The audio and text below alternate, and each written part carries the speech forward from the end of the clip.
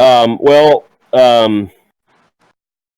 Oak, are you okay with picking this up kind of in the middle, or we could do maybe we My dude maybe was we drunk, and he just come finally sobered up and stumbled out to wherever y'all are.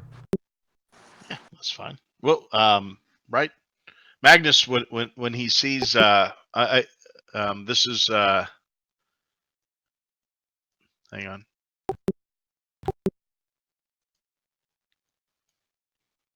This is Gillard, right? yes, Gillard.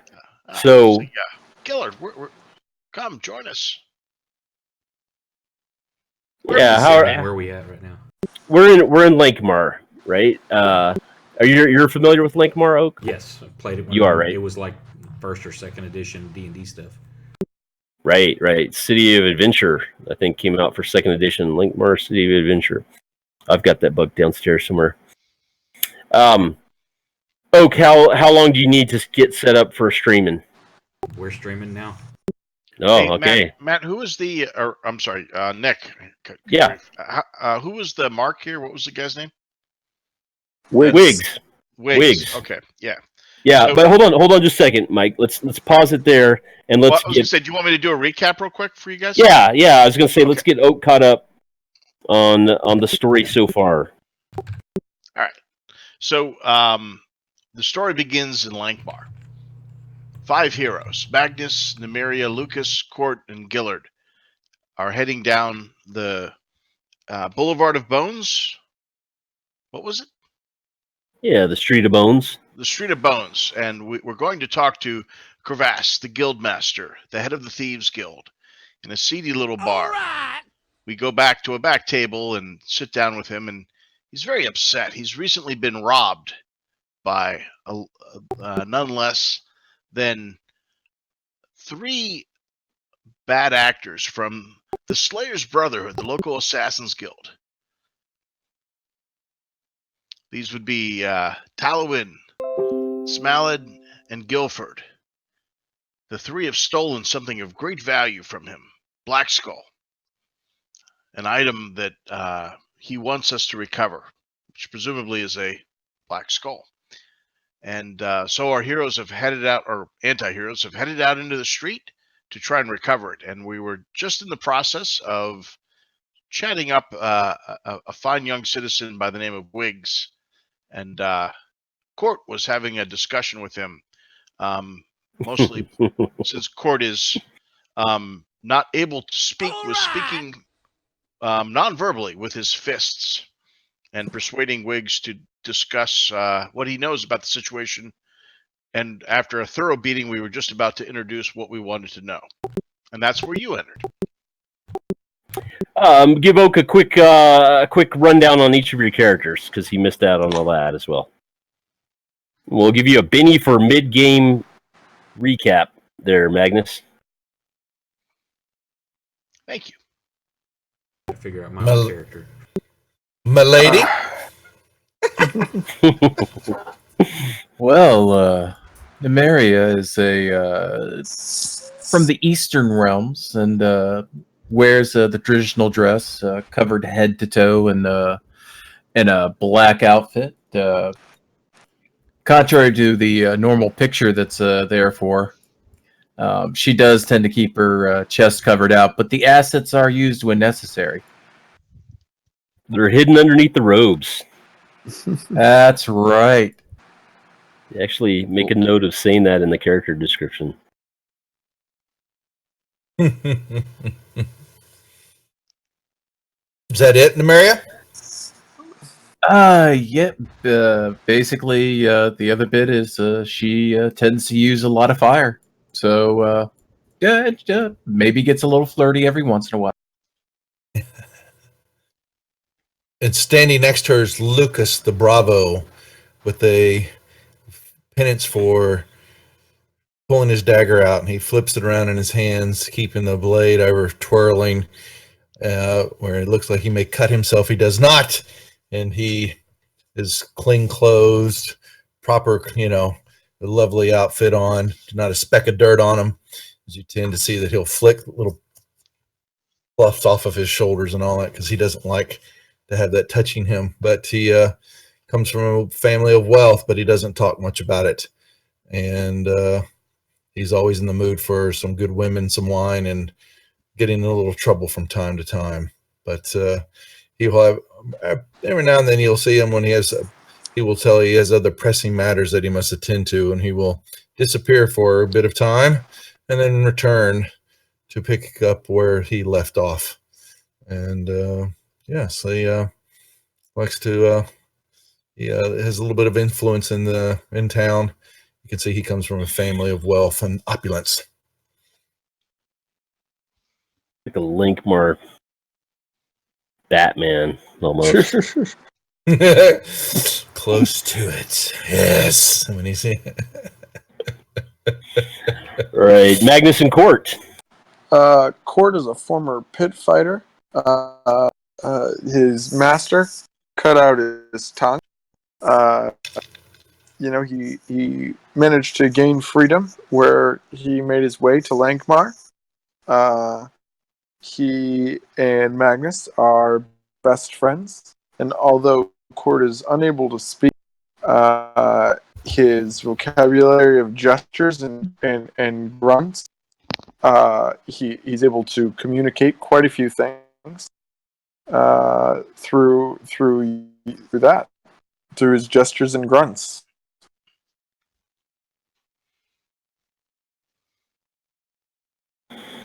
Magnus?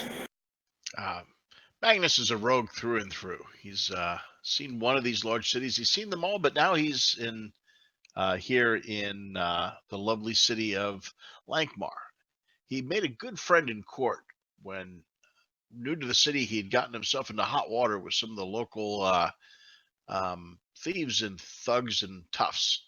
Court came to his aid, saving him, and now he finds himself getting deeper and deeper into this web of rather misunderstood people that operate on the fringes of society. He's very noble in his soul and has trouble turning away from people in need, which tends to be a downfall of his. He's very loyal to his friends. Otherwise, he's fleet of foot and fast with a dagger, and knows a thing or two about who to talk to on the shady side of the street when you need to get information. Excellent. Excellent.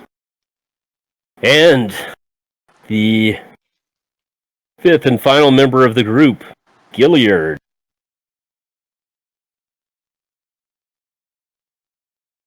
Oak, have you had a chance to load down on... Yeah, I'm reading on it. I'll just read the background on him real quick. Gillard is a result of a mating between his father, a rat from Lankhmar below, and his mother. He was reared by his human mother, his father killed during the rat uprising. Unfortunately, Gillard's mixed parentage left him twisted and distorted legs, making moving painful and difficult. In his early years, Gilliard was unable to keep up with other youths due to his deformities. He found solace spending time among his uncle's vast collection of books. Amongst the dusty tomes and scrolls, Gilliard's natural talents regarding the sorcerer's arts began to grow in strength. As soon as he could, Gilliard joined the Sorcerer's Guild, finding acceptance among those who, like him, are not fully accepted into society. And he's got a quote of, I particularly don't care society. For it's nothing Excellent. Particular, just that they yes, and we are for Oaks, for Urance's future listeners, when he's got 100,000 followers, 2 years from now, and they're all coming back to watch this video. If it's not obvious already, we are playing in Lankhmar, City of Thieves, Swords and Sorcery setting with Fofford and Grey Mouser. Savage Worlds, the new Savage Worlds Adventure Edition. Just got my box yesterday from the Kickstarter. Little does Answulf know that my paltry attempts at streaming are actually going to lead to his uprising and fame and fortune. Or it could be any one of us. You never know, right? Project all right. Duff. Yes, all Duff's streaming children. Yep. No joke. They grow up so fast. Right. All right. So Oak, we were the So Krovos gave him the rundown on these 3 members of the Slayers Brotherhood, the Assassins Guild in town, right? And all they have are names to go on, so they're going looking for information. And we're using one of the new Suede rules, I believe it's new, which is networking. And so there's some mechanics behind it, but we're role-playing through it as well. And I have, let me reshare the networking rules there. You don't have to read them, though. So you can network. When you're networking, you're spending a couple hours looking for information, and you can do it the nice way or the not-so-nice way. As you may guess, Court and Magnus, being inseparable, took off on their own to beat the streets, and they chose the not-so-nice way. Let me get my shot Court face. just beat the crap out of the contact Wiggs, who was addicted to catnip, and dunked him in urine, slapped him around, and beat him up quite a bit, busting heads. And Court, you rolled a 5 with a +2 bonus for using the busting heads modifier, which gave you a 7, so you were successful, able to get some information. We're going to role play through it a little more, though, as we pick the story back up with Magnus coming in as the good cop after Buddy Court just beat the tar out of poor Wiggs. So, Magnus, you're about to approach Wiggs after the beatdown. Yeah. So Magnus comes over and pulls him out of the piss barrel and sets him down gently. Pulls out a clean handkerchief from his pocket and starts to clean him up and gives him his most empathetic, warm smile. Says, "Wiggs, my friend, I'm very sorry. My friend Court he's very upset. Very upset. One of our friends and dear work associates, Krovos. You know him, yes?" Yeah. Yeah, Who doesn't know Krova? he's really upset, and Krovos, he's Playing them on a Galaxy Note 10 might. Oops, sorry. he mentioned you by name, in fact, and said that we should look you up because he was so upset. Now, of course, Court he can't control his anger, but I know you're a good guy, and I know you want to help us out. And in fact, I've got something here to give to you. And he holds up the catnip. This is the stuff you like, right? This is your jam. Wiggs' eyes go wide. Okay, and when he reaches for he's it, visibly shaking. right? If he reaches for it, he'll just Magnus will just pull it back just a little bit with his quick reflexes, just out of his reach, and say, So, what we're looking for here, before we give you the carrot, is need to get just a bit of information. Easy stuff. I know you know this. We're looking for 3 fellas. Give us the location on any one of them, and not only can I assure you, Court's going to walk the other way and not finish beating the shit out of you, but I will give you this whole bag of catnip. That sounds like a fantastic deal, doesn't it? He's shaking his head rapidly. He says, yeah, sure. Great, my friend. I can help. Yeah. But at this point, why don't we have you roll your persuasion networking check? You spent some money on this catnip, so that gives you a +2, and then your edge gives you an additional +2, right? Right. So I'm rolling persuasion, right? So you're rolling persuasion with a +4 in the little modifier corner, bottom left. Got it. Okay, so I just click on the die. Boom, 9. Success with a raise. Is that good? So, yeah, that's good. So he'll get some extra information from that. Great. So what we're looking for here is whatever you can tell us about how to find 3 friends of ours. Talwin, Smallid, or Guilford. You know these 3. They work for the Brotherhood. Yeah. Those guys, they don't work for the Brotherhood. No?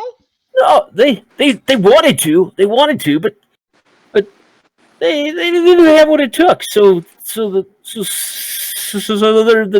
not part of the Brotherhood. Okay, but where can I find him? I think they got an apartment. They got an apartment. I don't know where it is. Oh, that's a shame. But He shakes the catnip. He says, "I really wanted to give you this. Because I don't use it, so I can throw it out if you want." no, He's gonna open the bag. Oh, whoa. are you remembering? It's over off the river alley.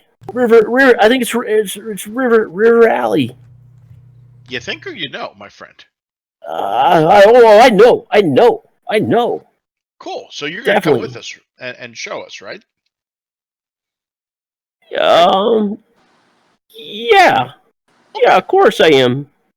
Okay, because then I'm gonna give you this bag. But if you're wrong, I think that's gonna disappoint Court. And then Magnus looks over to Court. Court, that'll disappoint you if he's wrong, right? Yeah, he's definitely gonna be disappointed. But okay, I'm glad we're gonna have this opportunity. Wiggs flinches. So you're solid on this, right? This is where you want to take us to meet these guys? Yeah. Yeah, he's shaking his head rapidly, reaching out for the catnip. Fantastic. All right, my friend, come on, let's go. And a few short steps, and this bag is going to be all your. You and I are going to be friends. I could tell. Court, I think it was wrong for you to maybe to be so rough. And Magnus will wink on the side that Wiggs can't see to Court as he helps him up and ushers him toward the toward where these three are living in their apartment. All right, excellent. And Nymeria, and we'll cut away from the two of you dragging up. He did you give him the bag? Then is he? Oh, not till he walks us to the apartment. All right, he's following. He's eyes on the bag, shaking, stumbling as you go through the twists and turns of the back alleys and on the way towards River Street. You guys know where that is. Meanwhile, we'll cut away for a minute because Nymeria and Lucas were out networking as well. Well, where my taste might lead me, Nymeria probably does not wish to enter. So I would plan on meeting up with her at another said time, because I will move my way toward a little wine and a little woman companionship, maybe to see, if these so-called, assassins may have that itch that they need to scratch from time to time. And we'll try to find a way where see if I know where they might go hang out, where the assassins types and where some of those women might be. So I may try to, entice one with a little wine and maybe a little coin to loosen her tongue up a little. You know what I mean? So you're headed to a brothel. Sure. But I wanted Nymeria to think too, or a gambling. She knows better already, but she's not. I don't feel she would want to go there. You have needs that need to be met. That's all right. I understand these things. I tell you what, I'll see about collecting a little sorcerer I'm aware of. He's proud. I think he was contacted earlier by Kovar or Korvaz. And I'll see if he can get into the merry band with us. And I apologize. I was not paying attention to our grunting friend and companion. Where did he say we were going to meet back up with them? Or did we even talk about that? I don't think you specifically talked about it, but we'll acknowledge it as a given that you guys were going to beat the streets, so to speak, and then meet back. Where we parted ways, I would assume. Right, outside the Silver Eel. My time is limited. It's coming up where I may have to excuse myself a while, so I shall go make words if you say Numeria, and I will meet you back at we'll say a couple hours, whatever it is, and I will flip my dagger, and put it into its sheath, and then whip my cape up, give her a bow with your blessing, and turn, and then almost put a foot down into a puddle, and then just sidestep it, and then move on, giving her a wink. Try not to break too many hearts and your wallet. Money is cheap. Excellent. All right. So you're headed to a brothel, the Shady Lady, and are you going with gathering information, persuasion? Yeah, I'm going. Yeah, mine's the very nice way. Yes, The extra nice. Mm-hmm. Yes, most certainly. I will even probably grab. On the way, maybe see a flower or two or something. Maybe looking for something like that I would, quickly snip.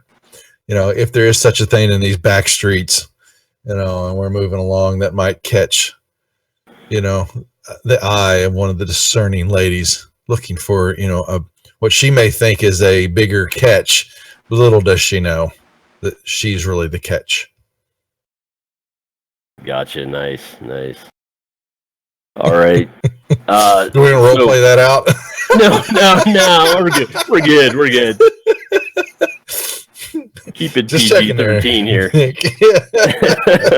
Let's set Oaks off channel. Great. Let's go ahead and beat those Twitch, terms of service, and let's go ahead and knock them out of the park for them. Let's do that.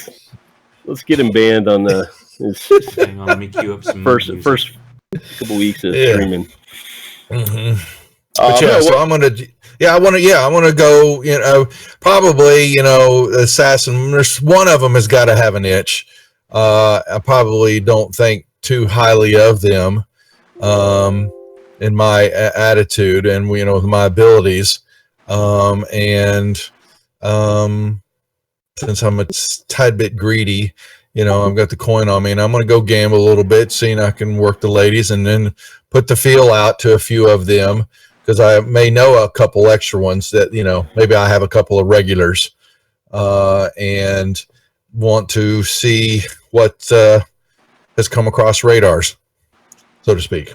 Right. Okay. Yeah. Sure enough, when you go to the Shady Lady, and who's your favorite? What's her name that you see on a regular basis? Miss Sandra.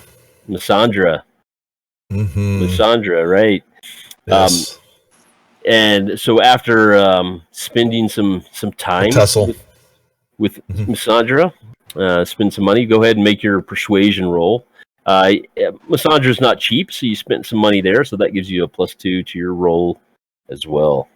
All right. And a persuasion roll. Let's nail it.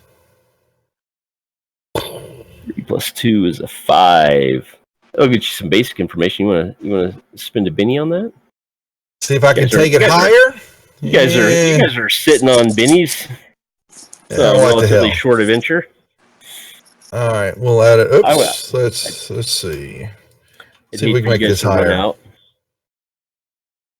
Let's roll this up. Come on. Oh yeah. Oh.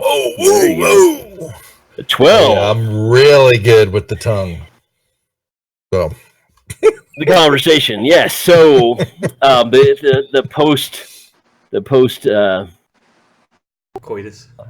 Yeah, conversation.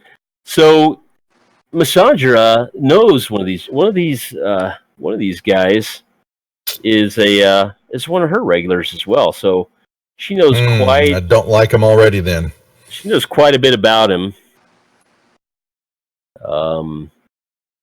And what would that be, Masandra? She tells you where they live, which is off of. She knows that he stays in the house off of River Street. She knows Smald. Smald is another one of her regulars, and she can tell you that he was just with her last night, and he was bragging about a job for that he was going to be doing for a merchant.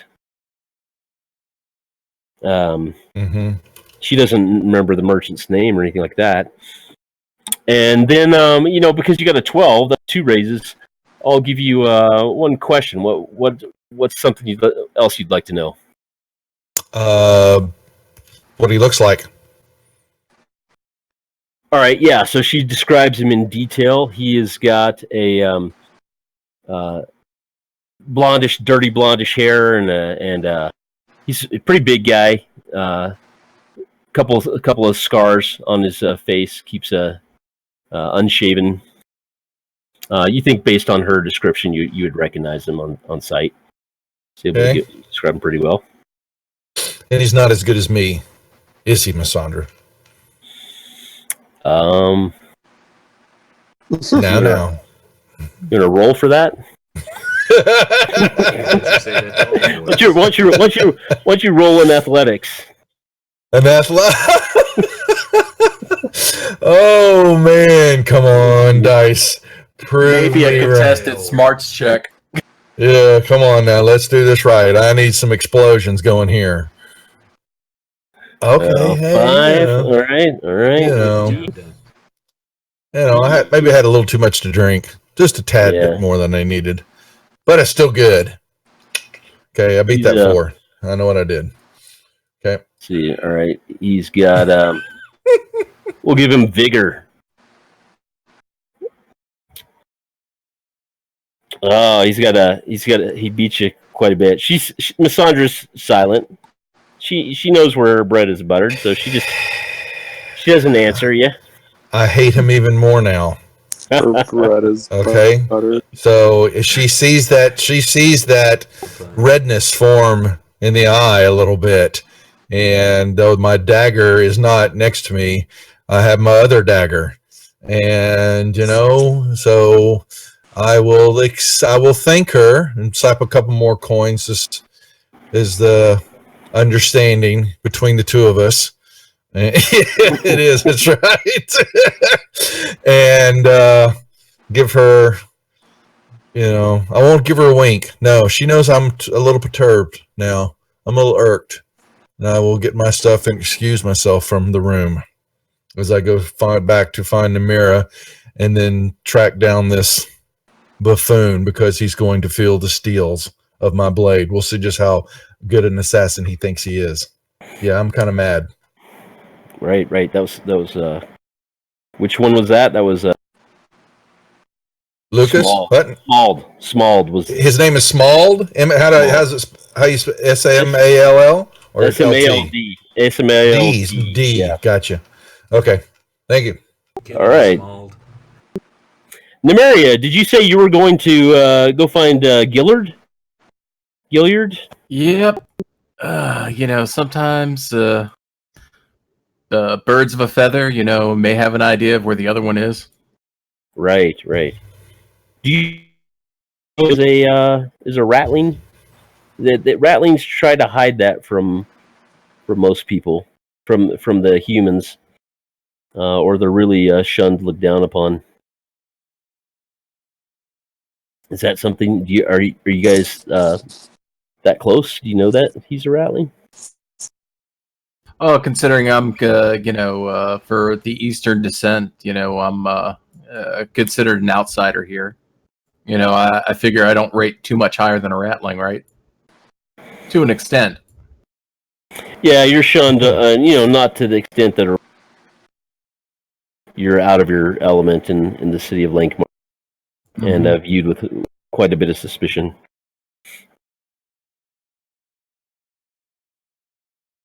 So, Gilliard, what are you doing right now? Where are you at?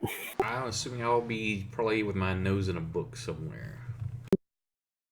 All right, at the Sorcerers Guild, no doubt. Yeah, kind of indentured there. All right, so Nymeria, you make your way to the Sorcerers Guild. You know right where to find him. Ah, so diligent. Oh, Gillard. Sorry, yes. Just. Oh, it's you. What can I help you Yes. with? I'm sure you got the invitation from Crovaz, right? Yes. I'm assuming, Bum, you're asking that you did too? Mm-hmm. I'm just kind of look around. He's very cautious. And does anybody else know, or who else is involved? There's a large brute of a man, a slight, in comparison, a slight wisp who travels with him, Court and Magnus, and the dashing Lucas is around. Do I know of these people? Yeah, you probably. I think the five of you have not all at the same time, but you've probably odd jobs. Okay, so at least faces I'm familiar with. That's good. Is anyone else? It's we'll be the five of us once you come along. Very well. Let me put these books up. Hold on just a moment. I start fidgeting and putting books and straightening papers and putting inks and quills up and gather my stuff. I'm like, okay, lead on. And I get my walking staff as I kind of gimply follow. And with that hindrance, I'm gonna have to assume I don't necessarily have the greatest of insights in here. Let's see, who's the one that we're missing here? Our third guy that we'd be looking for. Yes, that would be. Or let me find the names again. Mike's the note taker. That would be Guilford.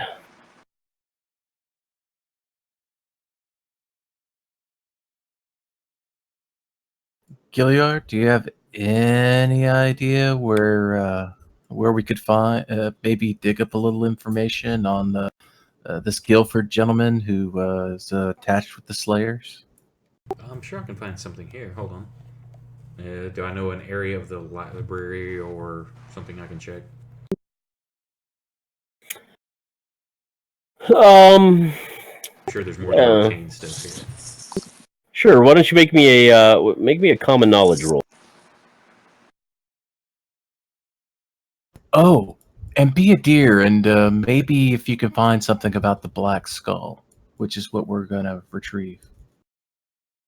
Oh, that. Have I even heard of it?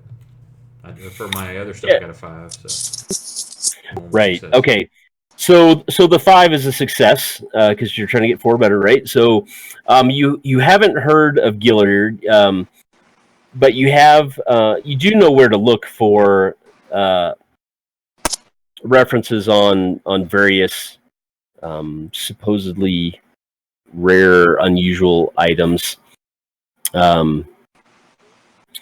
And so you're able to digging through some scrolls in the library.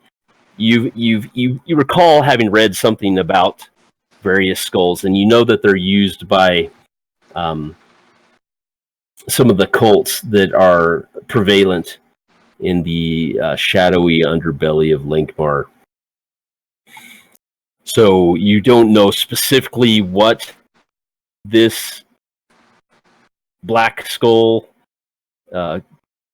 could be exactly, but you're pretty certain that it would have significance to one of the undesirable religions of the city.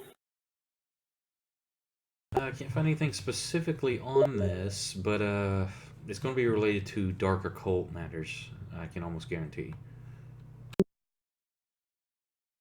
I had a feeling Kravaz was sending us after something that might be troublesome.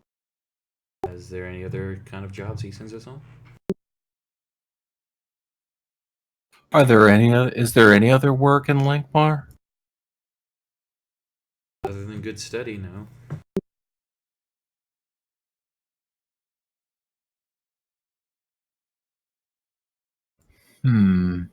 Anything else you need to look up, or should we find these others? Let's go with the others, and we can meet up and track down the third, since we aren't so well equipped, so to speak, to yeah, obtain information about this Guilford gentleman. All right, and with that, the two of you head out. All of you eventually meet back up at the meeting, the appointed meeting place down the street from the Silver Eel, where you met with Krovos initially, and you share your information with each other.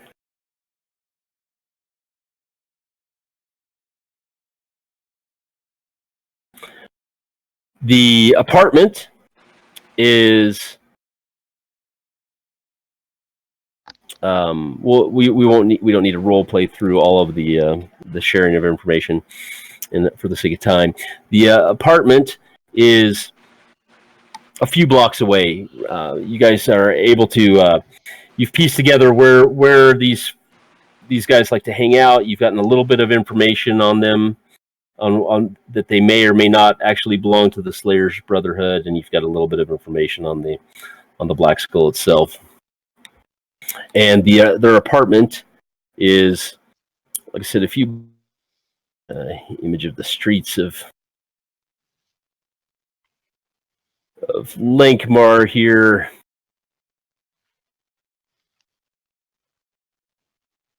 And this is this is the street that you see.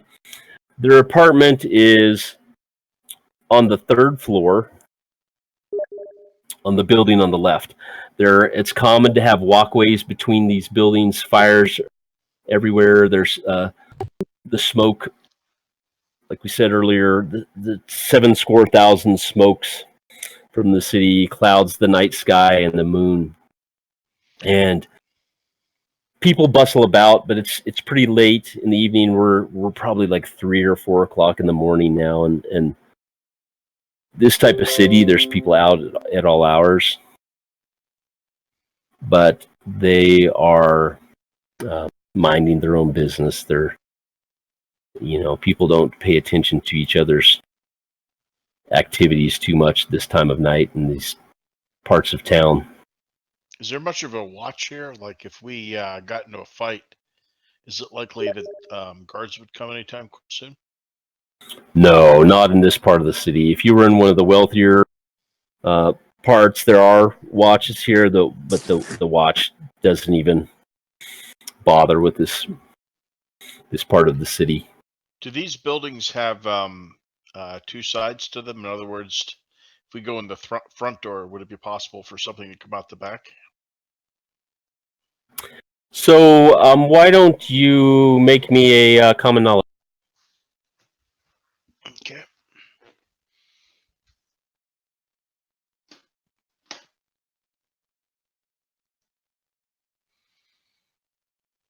think I get a. Would that be something that would qualify? Oh yeah, you get a bonus to that with your streetwise. Yeah, right? and I didn't know if it would apply in this situation. Sure. Okay. All right, here we go.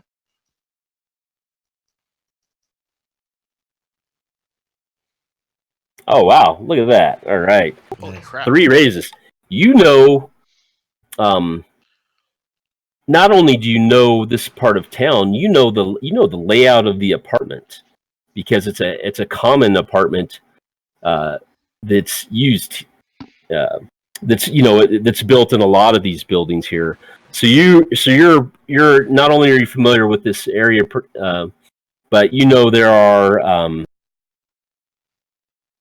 stairs. There's 2 entrances to the apartment. Well, actually, let me share the map with you here.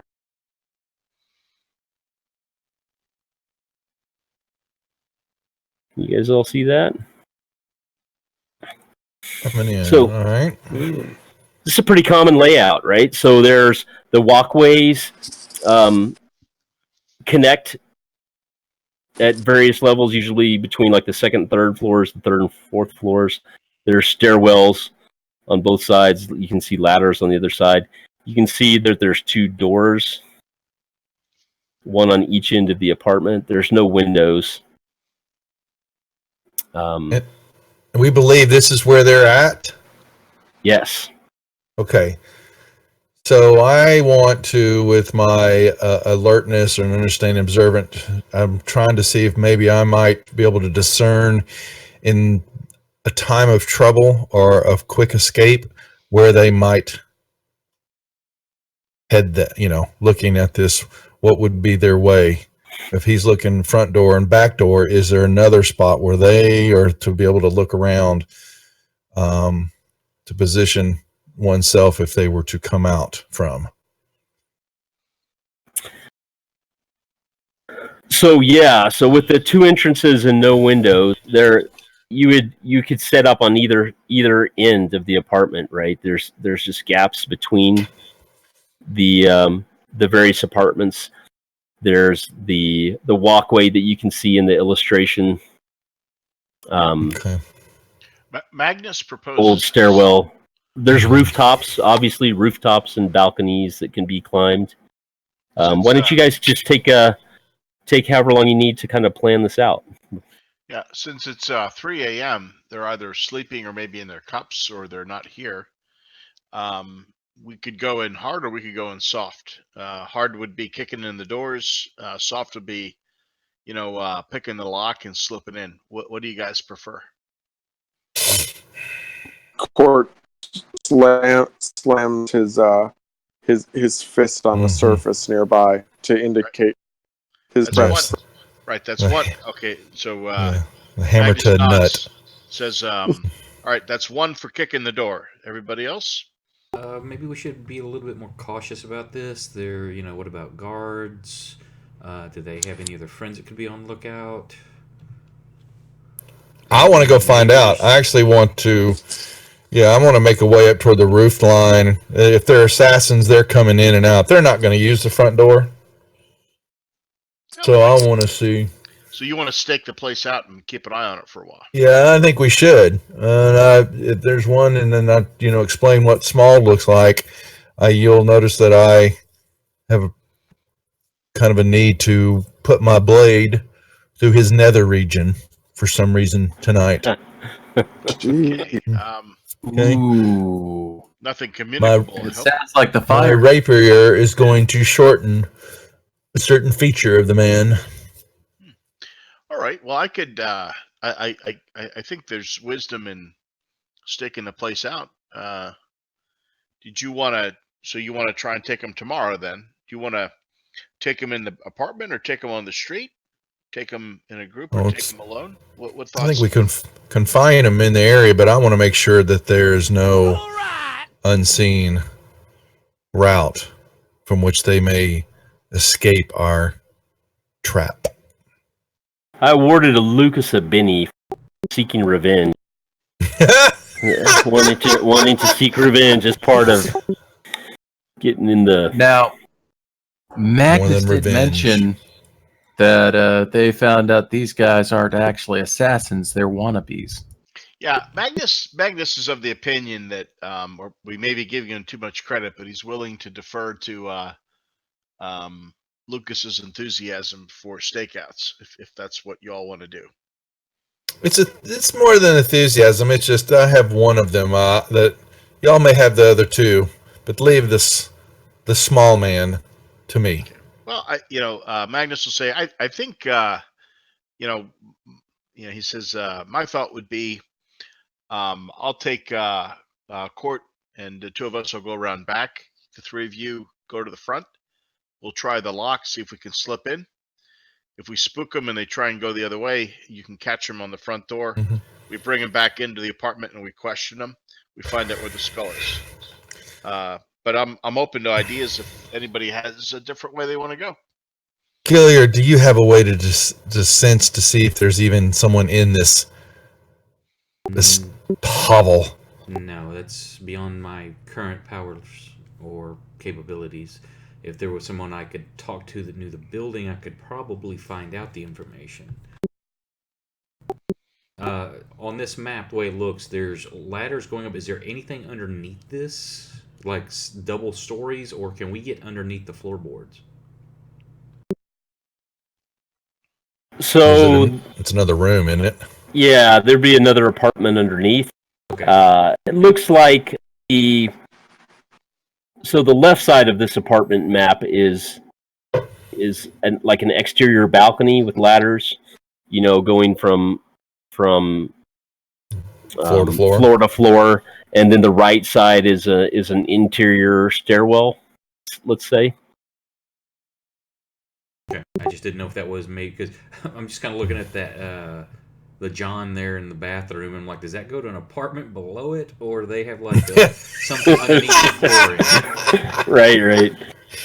I don't think the artist. Let's not try to hold this up to architectural. Just making sure.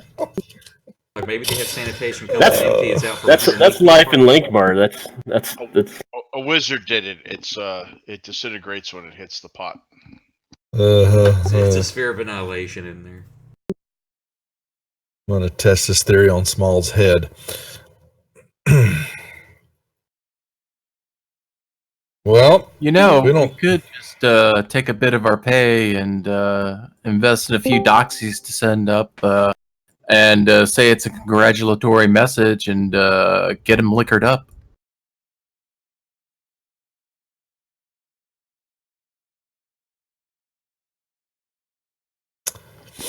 Not a bad idea.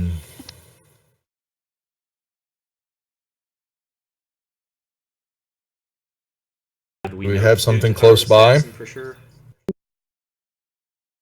a lot of different options. If this guy is one of the Slayers, maybe we could put out a false contract to lure him someplace? Remember, these are wannabe Slayers. We might be overcomplicating things. We may just want to go in and, there's 3 of them. There's 5 of us. Court counts for 2. Or I readjust the robes so they're a lot less shapeless and tie them off so that way it accentuates my figure. I loosen the blouse so that way it shows a bit more cleavage. Just that I can. I'm pretty sure I can get the door open with maybe a jug of halfway decent wine. Compliments of your employer for a job well done. If I do that case, then I would make my way to the back door on the other side. Oh, the puns write themselves here. Yeah. And when I hear Court doing his thing, then I will come in the back door. That's what we sound like we're doing. Mm-hmm.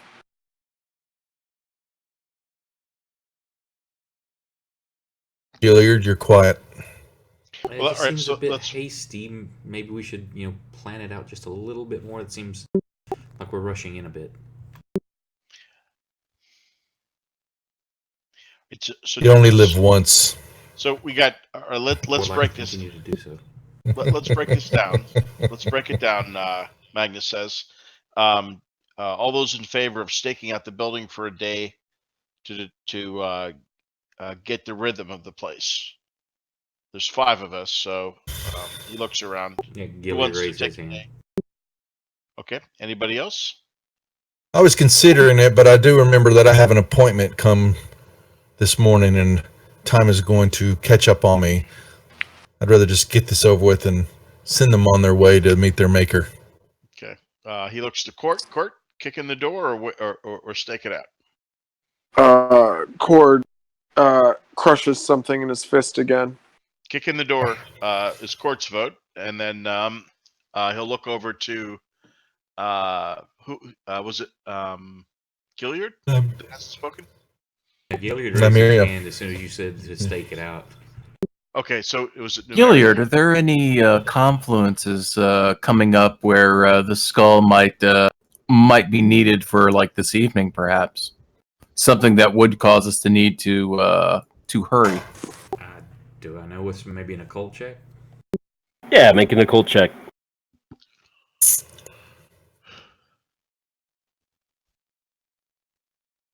So you don't know of anything specific coming up. Your best guess is that if that the skull is probably used. If it's not with a specific cult, it's with the possibly the 7 black priests, or maybe the bones of the old ones. There's no specific sort of holiday or astral occurrence or anything that's coming up. Not that you know of. Unless there's some specific purpose they need it, there's nothing that I can divine or would know about from any celestial alignments. So we lost you there, Oak. Can you hear me? Yep. It's There you pushed go. to talk. I don't know why I did that. Unless I had to there's- drop my talk. Wasn't unless working. there's something specific that they're using it for that is odd. There's no celestial events or specific holidays of any rituals or ancient beings that I'm aware of coming that are current. Okay. But Anybody? Who else didn't vote of the 5 of us? I know Magnus hasn't voted yet, but who was the last one to vote for whether we stake out or go ahead?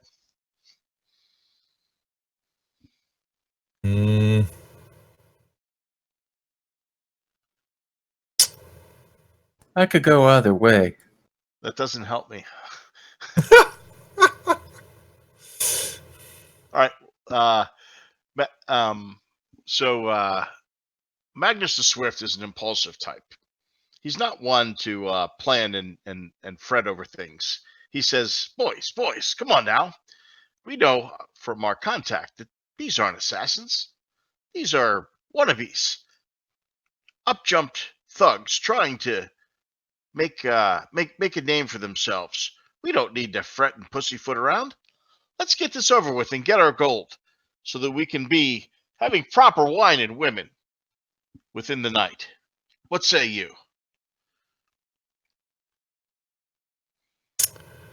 If they are, a thought crossed my head. If they are as you say they are, then why is our benefactor so concerned about upstarts? All great questions, but and then Beneath him, I feel. Magnus shrugs and says, I know the layout of that place. I know that lock like I know the back of my hand. He says, let me just go tickle it a little bit and take a listen at what's in there. And he scurries off up the steps. He's going into the back of the place. Okay. Nick, and he's going to go to the back lock, listen to the door, and do what thieves do. All right. You trying to be stealthy? Quiet on. Of course. All right. So, how about a stealth roll? Sure.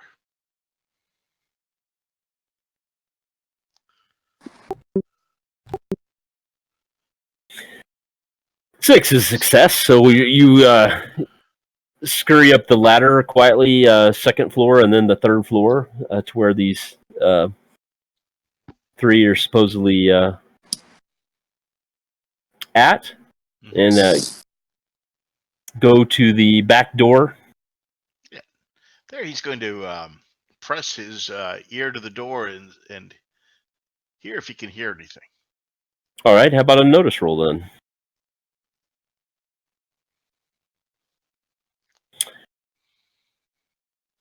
You cannot hear anything inside. He slides the pick out from deep within his sleeve, a thin wire attached with another wire below.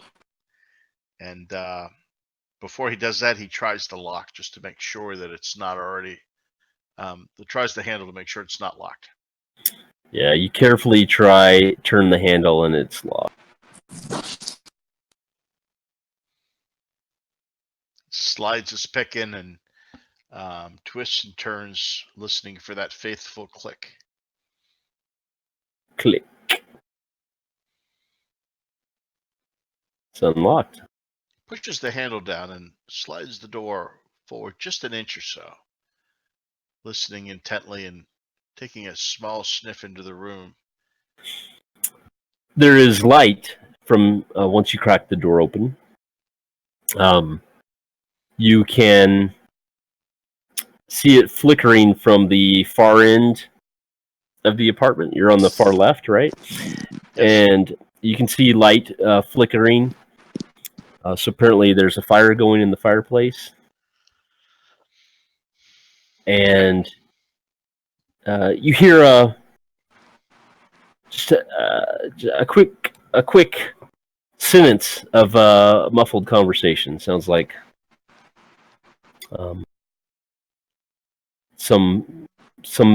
someone or some people are awake, and you would guess this, talking to each other at the far end of the apartment. Okay. How many voices does Magnus hear? It's hard to say. Two probably. All right. They're speaking quietly. They're still a bit far away, and you're outside of the apartment still. Much of a difference between the outside and the inside in terms of temperature? It's definitely warmer inside. The streets are cold at night. You're on the outside balcony, so there's a draft of warm air that comes through the door as you crack it open. He'll quietly bring the door back into its frame so as not to let too much air in and disturb the flame burning in the fireplace. And then he'll edge his way back to the corner of the balcony, the landing there, and he'll motion down to his good friend Court, and he'll hold up 3 fingers. He'll point to the building, and then he'll point to Lucas, Namira, and Magnus, and motion toward the front, and make a little symbol with his feet like walking and then knocking. And then he'll point to Court and wave him up.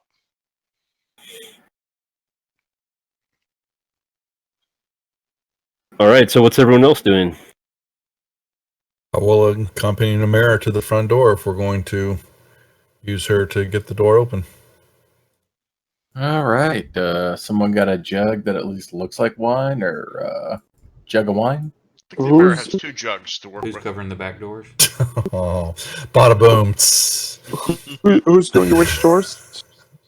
So, based on Magnus's suggestion, Namira, Lucas, and Gillard are going to the front, and Court is coming up the back to Fantastic. support Magnus. Magnus already has the door open, so once you guys knock, we'll slip in quietly and then just completely thrash him from behind if we need to.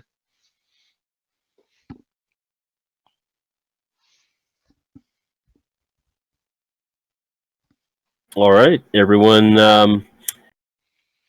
Those of you heading to the front door on the right-hand side are not necessarily. You don't necessarily have to be stealthy, right? You can just kind of walk up the stairs, unless you tell me otherwise. Court, what about you though? Are you trying to sneak up to the back door, or are you? Magnus does kind of indicate to you to go lightly. Yeah. Court will attempt to sneak. If Magnus thinks it's a good idea, he'll try it. Man. If I'm gonna use Benny, do I use it before or after I roll?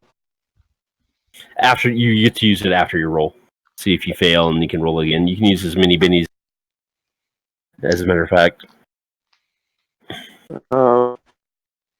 Whatever.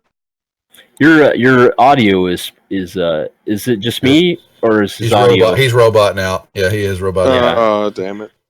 Nope, that was fine when you said. That was damn perfect it. there. Yeah. Just keep swearing. Yeah, no, I'll let you're it you're lie back to then. normal. Yeah. All right. So you can right click on your portrait and choose use a Benny, I think, and just re-roll it.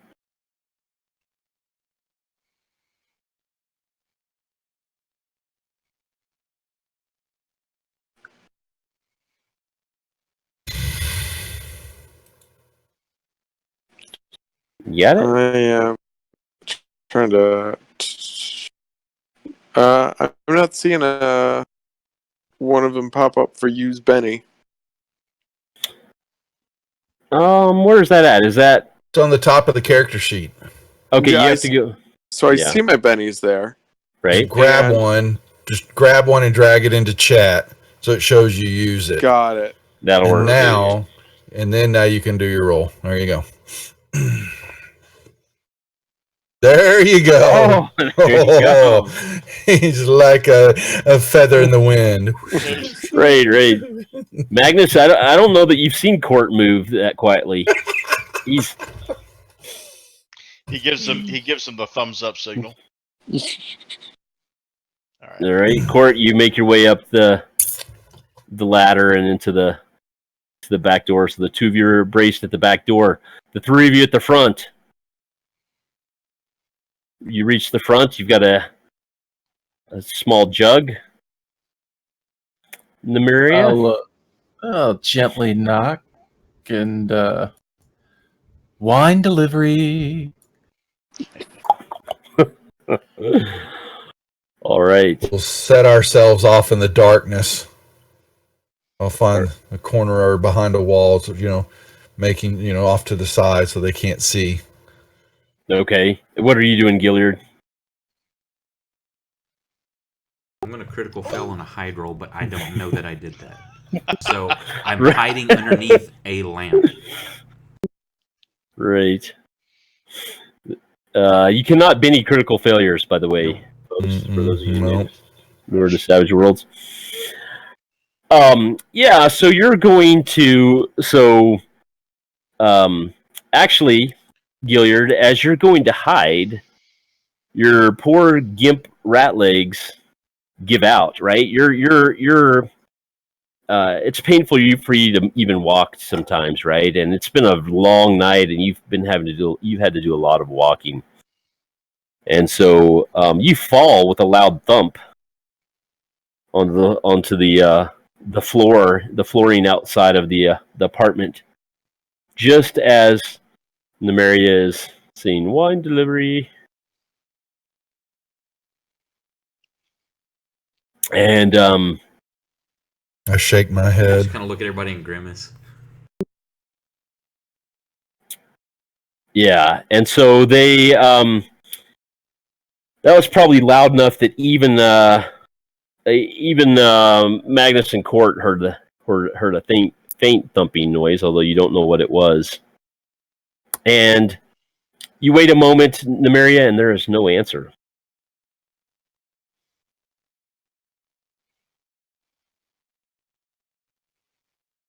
Well, I get paid either way. I'll just leave this out here. And, Yep. I'll set it down unsubtly and start walking away. I'm going to gimply get up and try to walk away also. I'm going to draw my weapons and hold. Yeah, Okay. if I didn't say it Let's- before, I'm holding my daggers. Let's get you guys into the combat tracker and onto this map. Oh, there we go. Yeah. What? We're not talking? Yeah. Like players know when I lock the tokens down on a map, something's about to happen. All right, let's. I'm going to throw you guys on here, and why don't you put yourself where you're at right now? Magnus, why are you shaking? Yeah. Yeah, I don't know. Magnus. We're not there yet.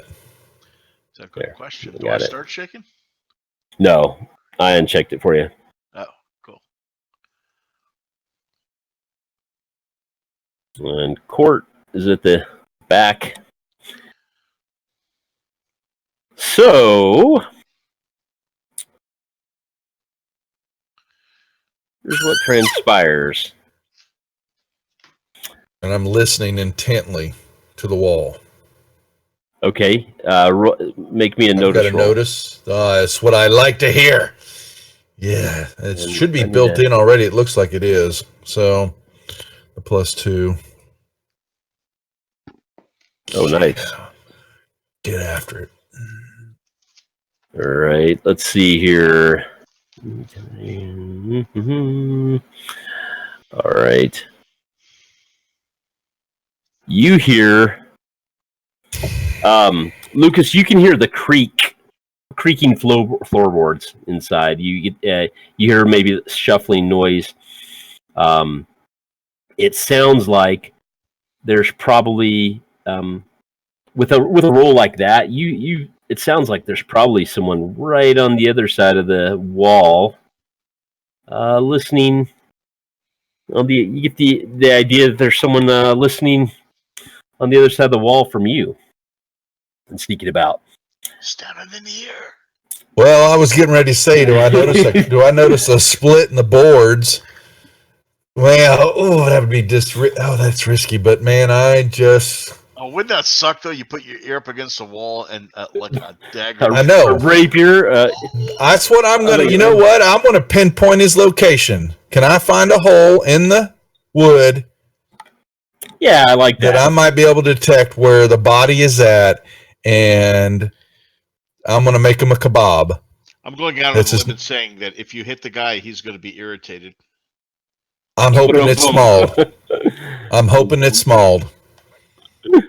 All right. Yeah. You. There's a little. This is not the best part of town for. He's right behind me. Architectural structure. Yeah. Then Go that's a whiff of the rapier, and it's a right. Like I'm stabbing myself, but I'm putting it right under my arm, right where I would think he's at. And what am I rolling? Give it to me again. You're rolling a fighting. Let you roll fighting here. A fighting roll. All righty, here we go. Come on, Big Daddy. 7. Benny. All right. You want to Benny that? Oh yeah. What? Yeah. You know what? I am. 7's a success. It's a success, but I'm trying to go for a little bit bigger here. Go for broke. Yep. Why not? Come on, Big Mama. So he keeps the higher number, right? You do get to keep the higher number. Yep. Yeah, I'll take. I'll take the 7. See what I did. All right. If he knows it's coming or toughness, whatever it may be. Meanwhile, at the back door, Magnus and Court. The door is slowly opening. Nice. All right, is it slowly opening from the inside? From the inside. From the inside. Well, both of us are on either side, and I don't know about Court, but Magnus is hiding in the shadows on the wall, and his intention would be, if someone comes out, he'll let Court take him, and then if another person comes out, he will play knick-knack paddywhack with his daggers all over their body. Court is standing exactly where he appears to be. Feet shoulder width apart. His what do I have? A club of some type. Your fist. That's all you need, Court. Yes, I have a club. The club is held with both hands right over his head. He's going to whack whatever comes out that door like a cartoon with a hammer. And Magnus assumes that the next person to step out will face Court, and then he'll just stab him in the back. But Magnus is trying to keep at least one person alive to have a chat with. Oops. I forgot that. It's okay. We got Magnus will try and save one of them. It better not be small. We're gonna have a problem. Yeah, we will. That's okay. We'll figure it out. It's all good. You won't know that though. Well, maybe I No. actually do. I was perturbed about it and chatting and muttering his name as we were walking. So Magnus So- might have a clue that that's an Yeah, you even Yeah. stopped talking about him. Yeah, no, I haven't, have I? No. Fair enough. All right. Magnus So has a note to himself on that. I'd probably make the door Gorgeous one square sisters wide, and that would and help you line it up. Sorry. Uh-oh. yeah, I'm trying to. We have an fix- intruder in on the game. Intruder. I'm trying to fix this. I should have put the grid out first here. Mhm. Go like that or so. How's that? All right. She's you guys- not your kid, Oak. She's better looking than you. Yeah, I know that. She's a Thank ham you. too. All right. There we go. Now we're Much better. well. It kind of. Oh, it shrunk you guys, but I can. It's all good. Yeah, pull your, yeah. Yeah, it's good enough, man. Good enough for Yeah. government work. All right. Yep. So, all right, let's do this.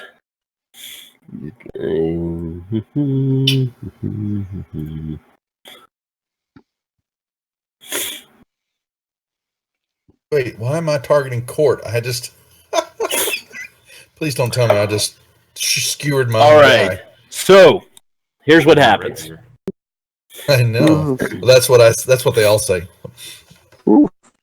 So, Magnuson Court, the door is slowly opening from the inside when all of a sudden all of you hear a scream. Ah! From Lucas's rapier, having shoved the rapier through the wall into one Hello, of the Bob. slayers there.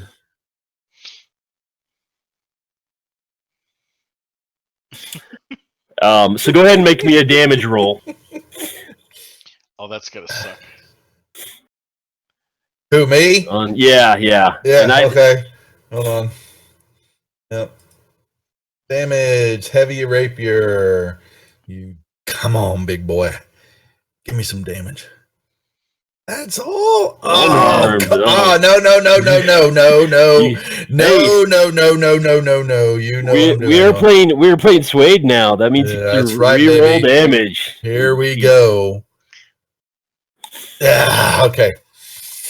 Is that all? That's all you're just gonna shake? I've got one more Benny. I'm gonna hold on to it for small small. on the Benny. So yeah, I got one left. Were you targeted? I think you targeted court by accident, though. I got Luke. Yeah. How is it? Lucas targets Lucas. How's that? Whoa. Oh yeah, you got yourself targeted.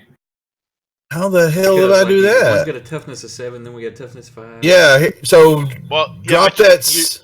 You damaged court too, just so you know. How's that? Well, take that off was court. unharmed. Yeah, I can do. Court was Yeah, unharmed. pull that off him.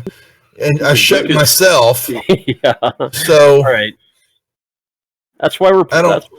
okay, that's why I hadn't had it targeted. You had him on before I rolled. I rolled it before Yep. targeting him. Okay. So, yeah. All right. So And you my need to house make rule. him visible in the combat tracker for. Yeah, I don't see him. Yeah. I see the Oh, portrait. I see. But yeah. Yeah. Okay. Yeah. Hold on. But clear that off of me and drag that 6 onto him and tell us what happens Yep. then. Hold on. Let's see here. There is he's visible in the combat tracker now, right? I don't Yeah. see him. Does it have like a little eye icon to show he's hidden? No. Yeah. It's the icon is correct. You guys still can't see him Nope. in the combat tracker. We close and open it back Negative. up. Make sure. Negatory, my friend. Interesting. All right. Well, there.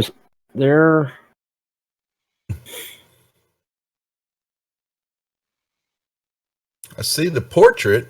Slayer Yeah. 2. Visibility. Drag The and drop it. icons there, or This the is- token. Yeah. You should be able to. You should. Now, when you put him on the map, did you drag him from the combat tracker? I did. Yeah. Let me Okay. just move him again.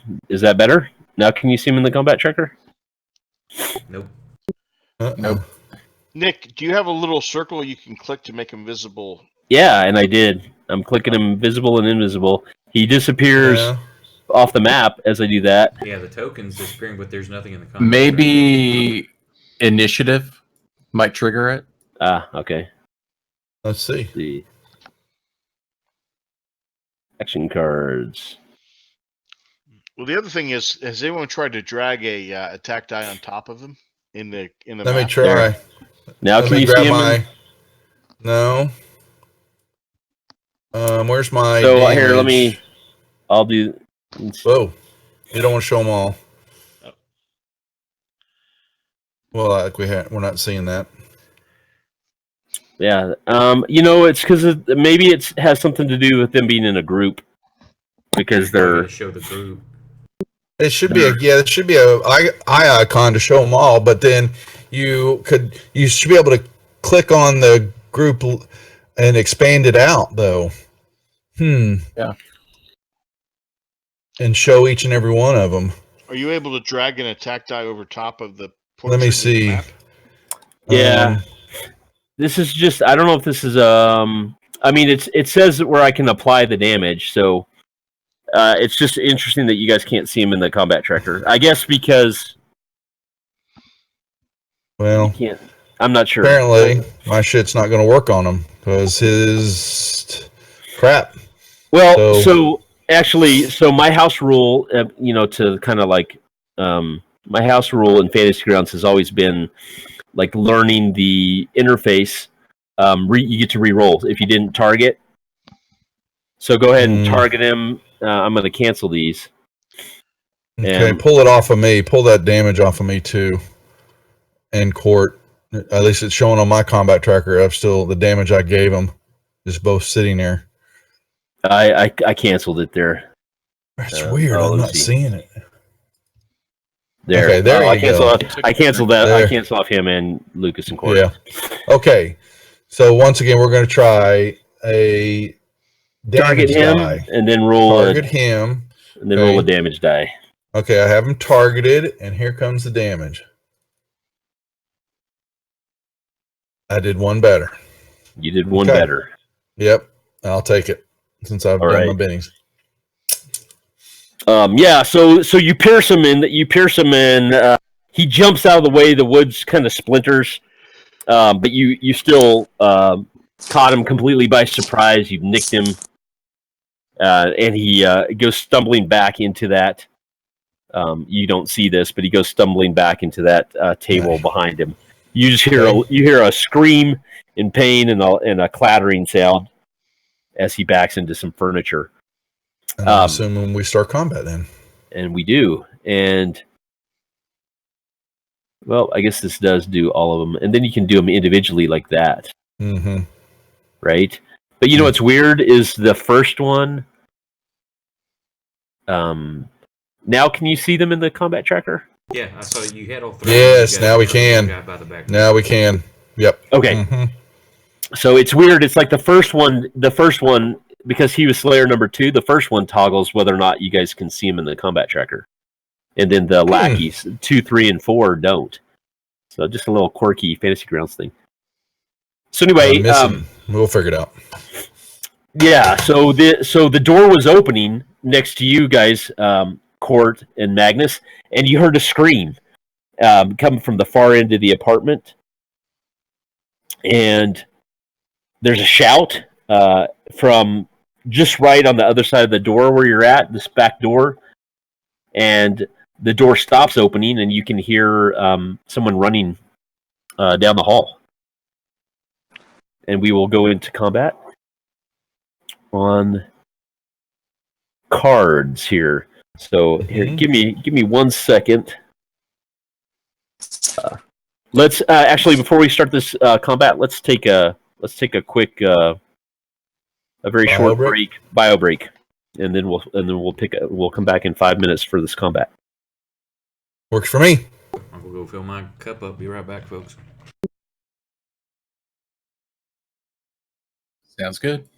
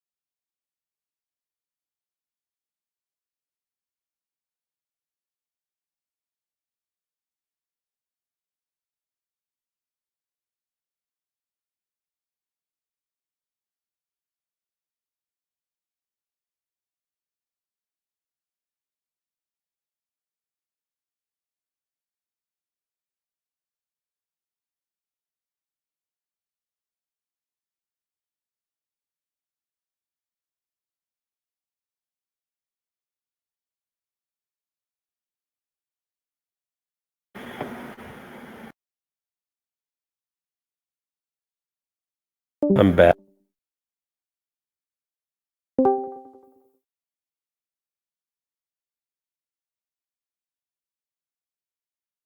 I put a vote button in the Fantasy Girls chat to click on when you're back, ready to go. Which, if you're not back, you didn't hear me say that.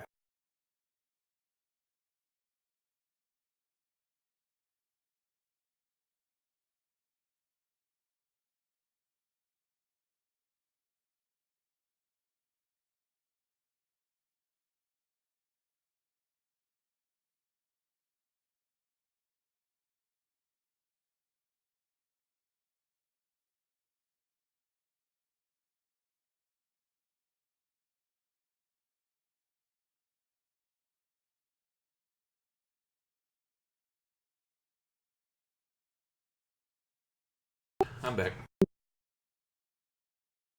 All right. There's a little chat.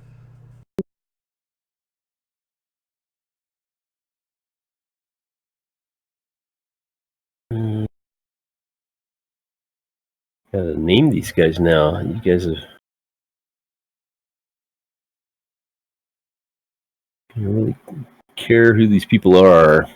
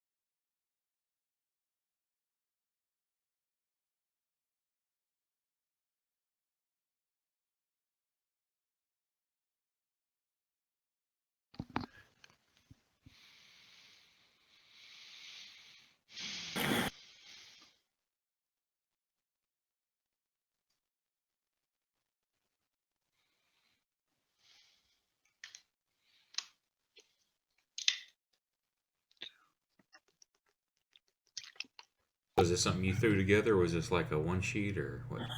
This is the test drive for Savage Worlds. It came out in like 2015, 2016 when they were doing the Kickstarter for Lankhmar City of Thieves, the older edition of Savage Worlds.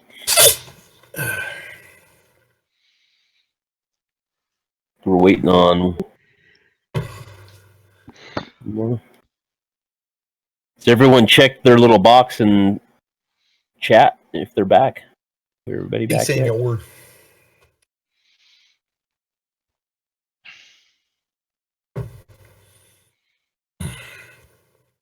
You show on the GM side who the player is that's away, or is it just an empty check?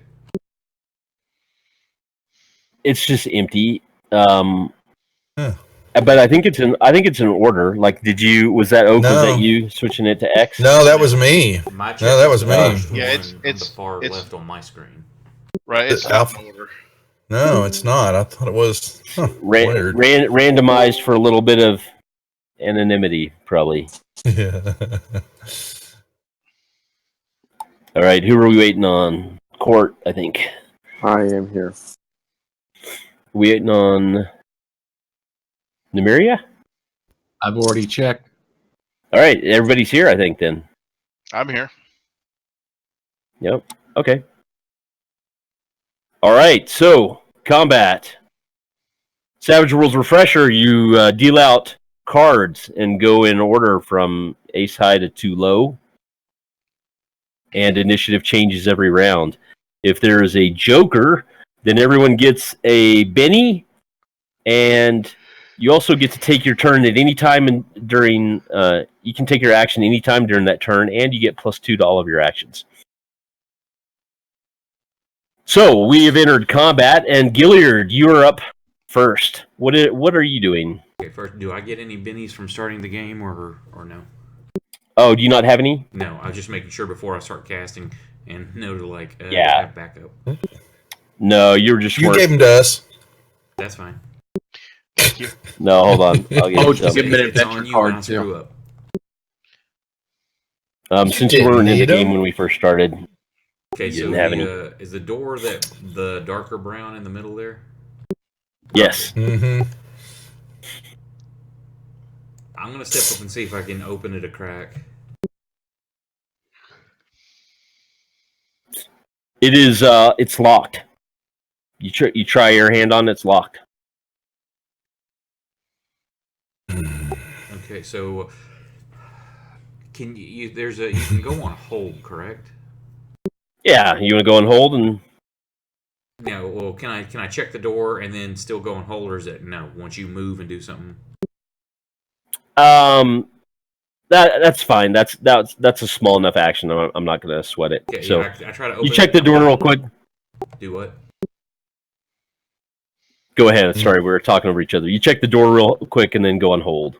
Yeah, I step back. I'm like, it's locked. All right. Court. What are you doing? You know what? Court's going to kick down the door. He's going to just bust through the door, and he's going to. As a free action, can Magnus just mention that the door's open? Yeah, the door is open. Don't do that. Right. So I've named these guys now. So it was so Guilford was sneaking out the back door. Right. Originally, there was Nymeria was knocking on the door, and then Gilliard fell, and Guilford was going to go out the back and see what was going on. So he had the door halfway open, and then he heard his buddy get stabbed, and so he's running back down the hall. Court. So this door is already partially open. As you round the corner, you see the back of one of these guys. You don't know who is who. Is running down the hall, and has not Or noticed doesn't you. care if doors open. I'm gonna come up, and I'm going to introduce him to my beating stick. Nice. So you're running behind him.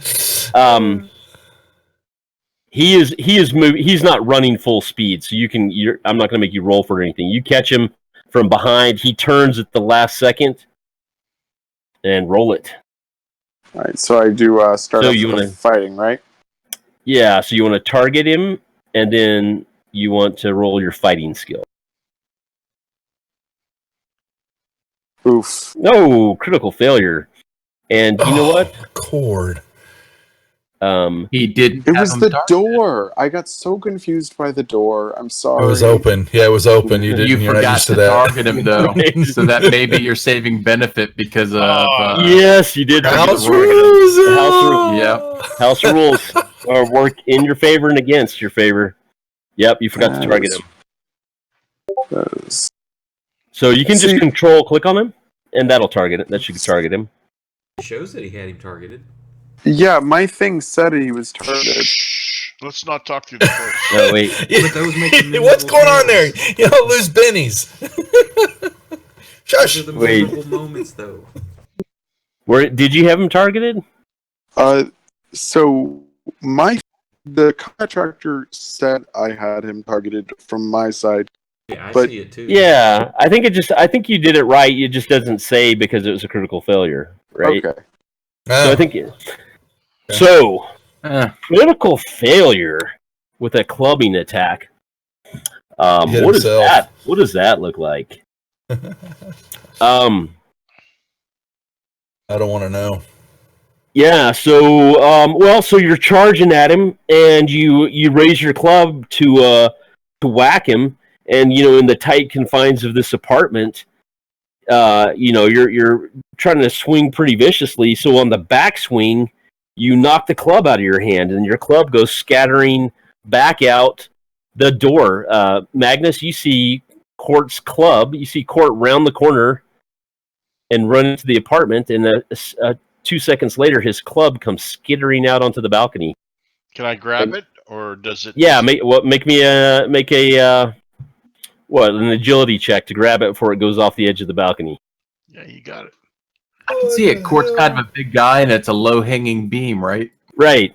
Yeah, you just hit it on the backswing, right? Oh, What are you doing?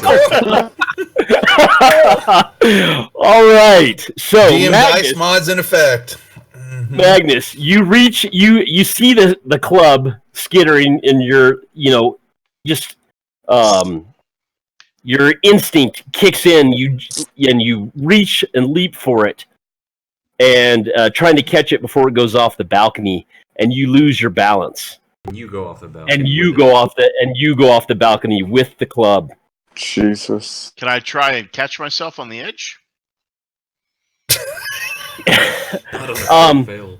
You can. I am fleet-footed. You're fleet-footed means you're fast.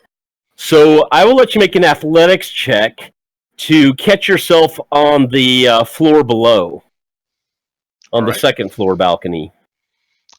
And that's a tough deal. Let's give you a -2 on that. Can I spend a Betty on that, or do I do that later after I fail? Do that after you fail. So put a -2 in the modifier there. Oh, let me. It doesn't matter. Yep. It doesn't matter. Oh my. House rule. You get it. Put your -2 in the modifier section first, All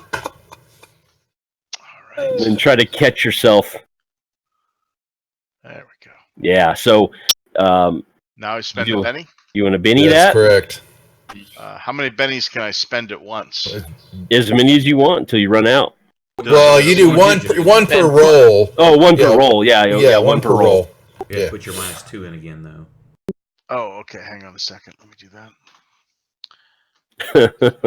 I feel like that's a harsh penalty for missing to grab a club. But all right. Critical failure. It because it was going off the edge, right? So Yeah. Welcome to Fantasy Grounds. I think I will. Welcome to what's the game system? Savage World. Savage Savage Worlds. Worlds. Right. Yep. That's right. Savage is in the name. Well, let's just keep going through. The bennies swing here. works both ways. Can Yes, it does. Can I keep using bennies until I get it? Yeah. No. Yeah. Go ahead and roll Run again. out. It's Yeah. a manual process. So Yeah. go ahead and No, roll. you just use the one. You've got one Benny you've used, and you do the roll. And if you fail again, you can use another Benny and try again. Oh, I see. So there you- Okay. Yeah. So let me roll again here. Hang on. Yeah.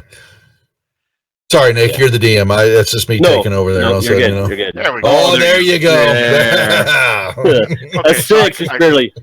So you catch yourself. Can I get that one? Can I get the? Oh, you put it back already. Never mind. Yeah. No, Yeah. I put it back. You catch yourself. So you go tumbling off the balcony, trying to. Not tumbling off. Right. You reach out for it, and it goes over the edge, and you lose your balance trying to grab it. You almost had it. Now You fall off. Now I don't want to provoke a roll by asking this, so I'm just asking before I provoke a roll. But was I able to catch the club too, or is that gone? No, the club's gone because you had a Okay. critical failure. Critical. So you are, but you caught yourself. You are a, you're an athletic, rogue type, and you catch yourself amazingly on the balcony below you. So you're hanging by both hands. Never, not once did I read about the gray mouser tripping off of a balcony and dying. Nope. That's why All he's a Grey Mouser and you're not. Yes, right. That's why you're All just Magnus. Yeah, I'm just a wannabe mouser. Magnus, the balcony diver. Yeah, right. Okay, so Magnus will. All right, we'll come back to you. We'll come back to you. You're hanging off the second floor balcony now. Roger that. Court. So you've taken your move and your action, and so Guilford turns as you're about to bash him with the club, and you swing down, and there's no club in your hand, right? And so he's he already had his weapon out, and so he turns to face you. And it is Magnus's turn next. Third floor, women's lingerie, and my pride. Yes. So what are you trying to do here? Well, I'm going to hop back up and go back up to the third floor using the stairs. All right. Yeah. So we'll give you like a double move, right? So you leap up onto the second floor balcony, and you come running back up to the third floor, and we'll say your full move gets you to the doorway. Fabulous. Lucas, your rapier is stuck into the side of the wall. Yeah, And, so I'm trying to make a quick survey check of the wall to go through it along with my rapier, just keep driving, through the room. If I'm able to tell if he like fell backwards, can I just continue the motion? And I'm going to make my own door, though I may not be a barbarian. Bust through the wall? I want to go through the wall, basically. Okay. With the rapiers continuing moving forward, so. Yeah, since it's weakened with the now that you shoved your rapier through it, so why don't you make me a strength check? A strength check. Come on, Thanks, Big Griffin. Daddy. Shush. Failure.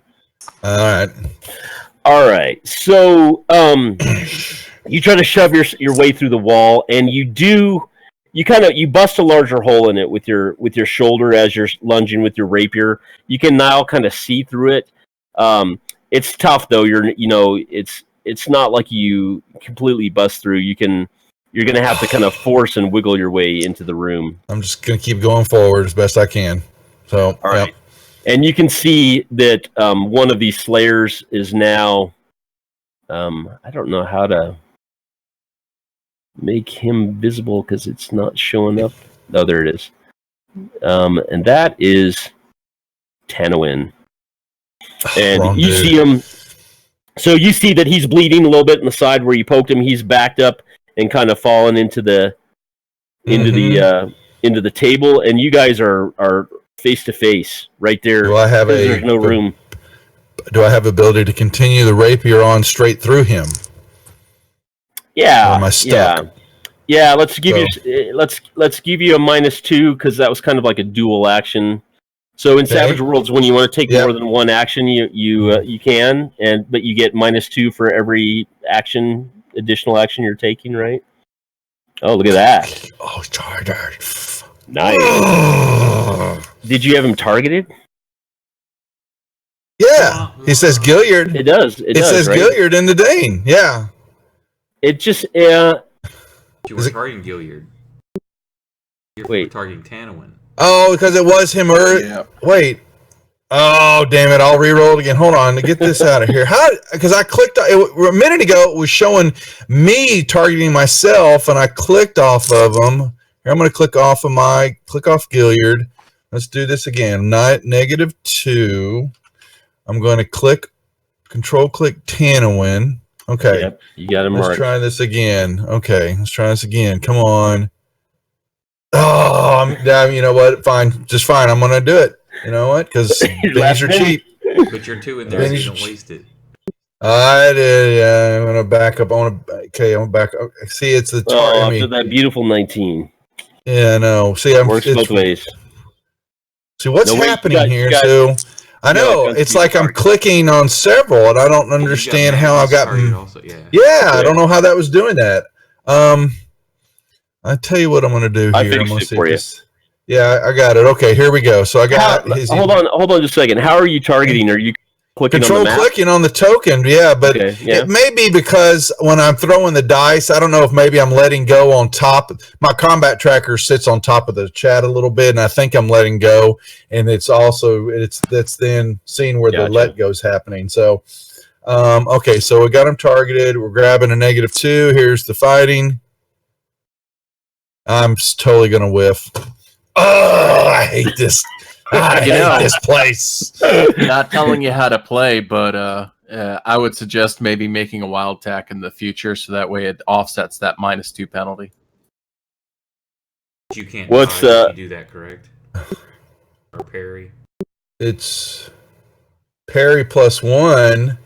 Yeah, Say we that didn't really talk about that, and so I'm okay with you if you want to retcon and do that. I'm okay with that. Which So- is what now? Is everybody familiar with the different? I'm looking on my DM screen if it's got a nice little cheat sheet. Praetor, if you go Right. onto your effects and Yeah. click on your effects button and type in the word wild in the search, you'll see there's a wild attack effect that you can drop on yourself. I did not know that. You know- Fighting +2, melee damage +2. Do you want to run through some of the more common combat options? Because we haven't really talked about that. I know Yeah. Oak hasn't played that much, and Mike hasn't played that much, so I think a lot of us are not real familiar with the different options. Huh. Who knows this system the best and wants to run through them? In that box. Anyone? Silence. I guess I have to kind of take that one up, huh? Yep. All right, Yeah. so basically what wild attack will do in this case, just to cover this one right here, is you'll get the +2 to hit, +2 to damage. In exchange for that, if you also type in VUL into your effects, you'll notice there's a vulnerable effect, and that's because you get the vulnerable status for choosing to use wild attack. Mm-hmm. So they'll get +2 on you.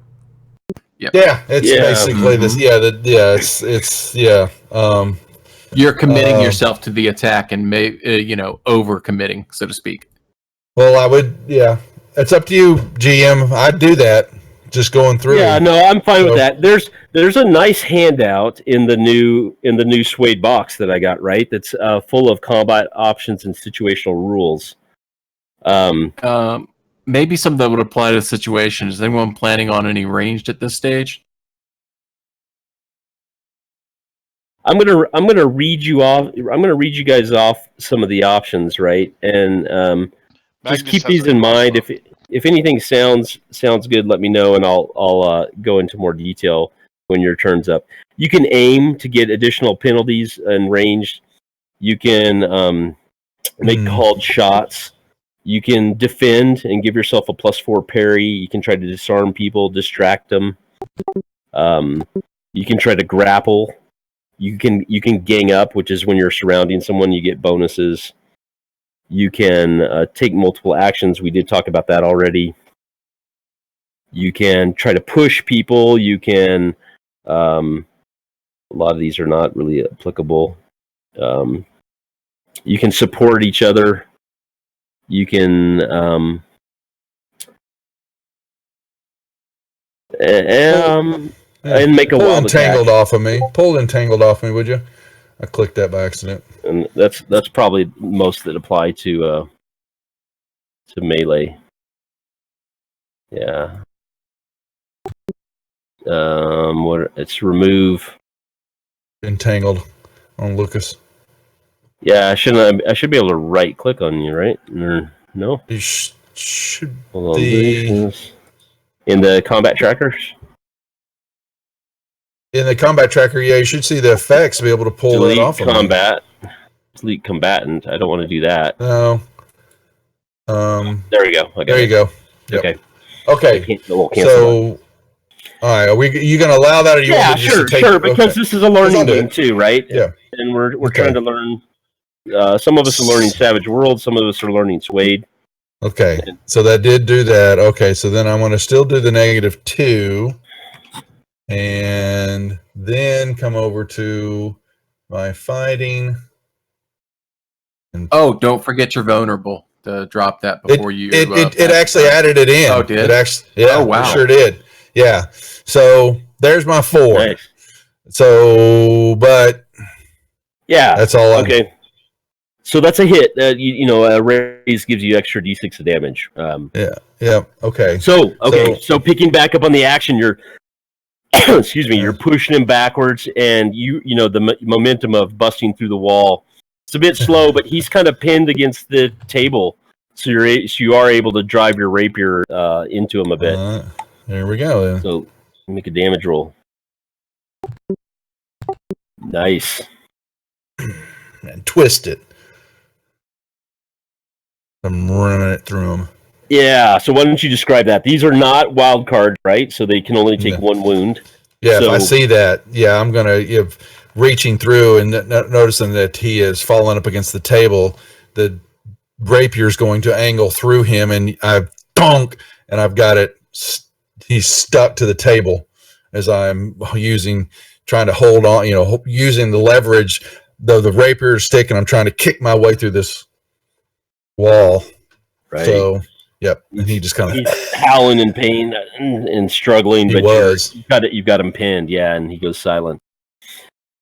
Nymeria, you're out in the hall still. You've seen Lucas just bust through the wall, and you've heard commotions of sounds of fighting, and you thought you might have heard Magnus yell out for some reason,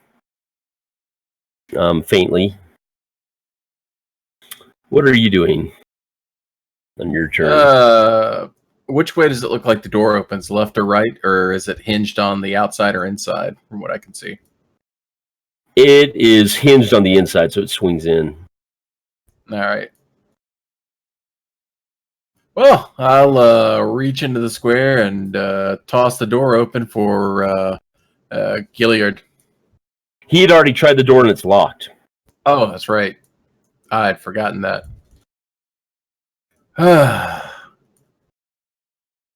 Well, I will put myself on hold in case someone comes out that door. Okay. Oh, and actually, before I go on hold, since we can move, cool thing about Savage Worlds is you can break your movement up. Mm-hmm. Yes, you can. So what are you going to... Was there something you wanted to do? I'll move into behind to reinforce Lucas and be able to keep an eye on the door. And go on hold. Yeah, so you can see through the busted wall. You see that you get there just in time to see Lucas stabbing through, pushing his rapier into one of the slayers there. Guilford are the slayers now. So,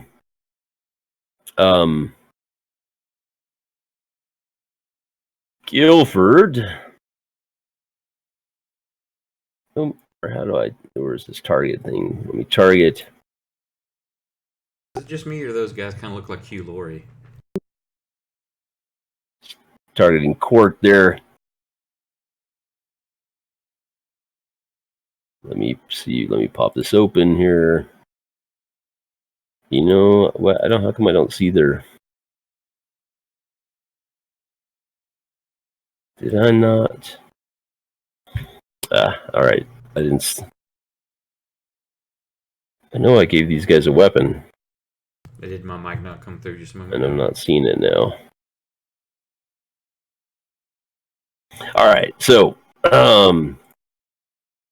Guilford, they all have short swords, Guilford does, and so he takes a stab at you, Court, but you dance out of the way pretty easily. Tanowin is dead. Excuse me, my throat is starting to get to me. Lucas, off to your right, standing by the door and watching what's just happened, you see a gentleman that matches the description of Smald. Sound like standing Court all of a sudden. He sees you and charges towards you with his short sword.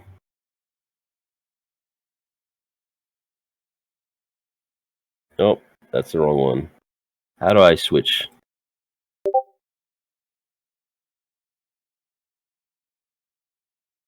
Let's try this. Hold on.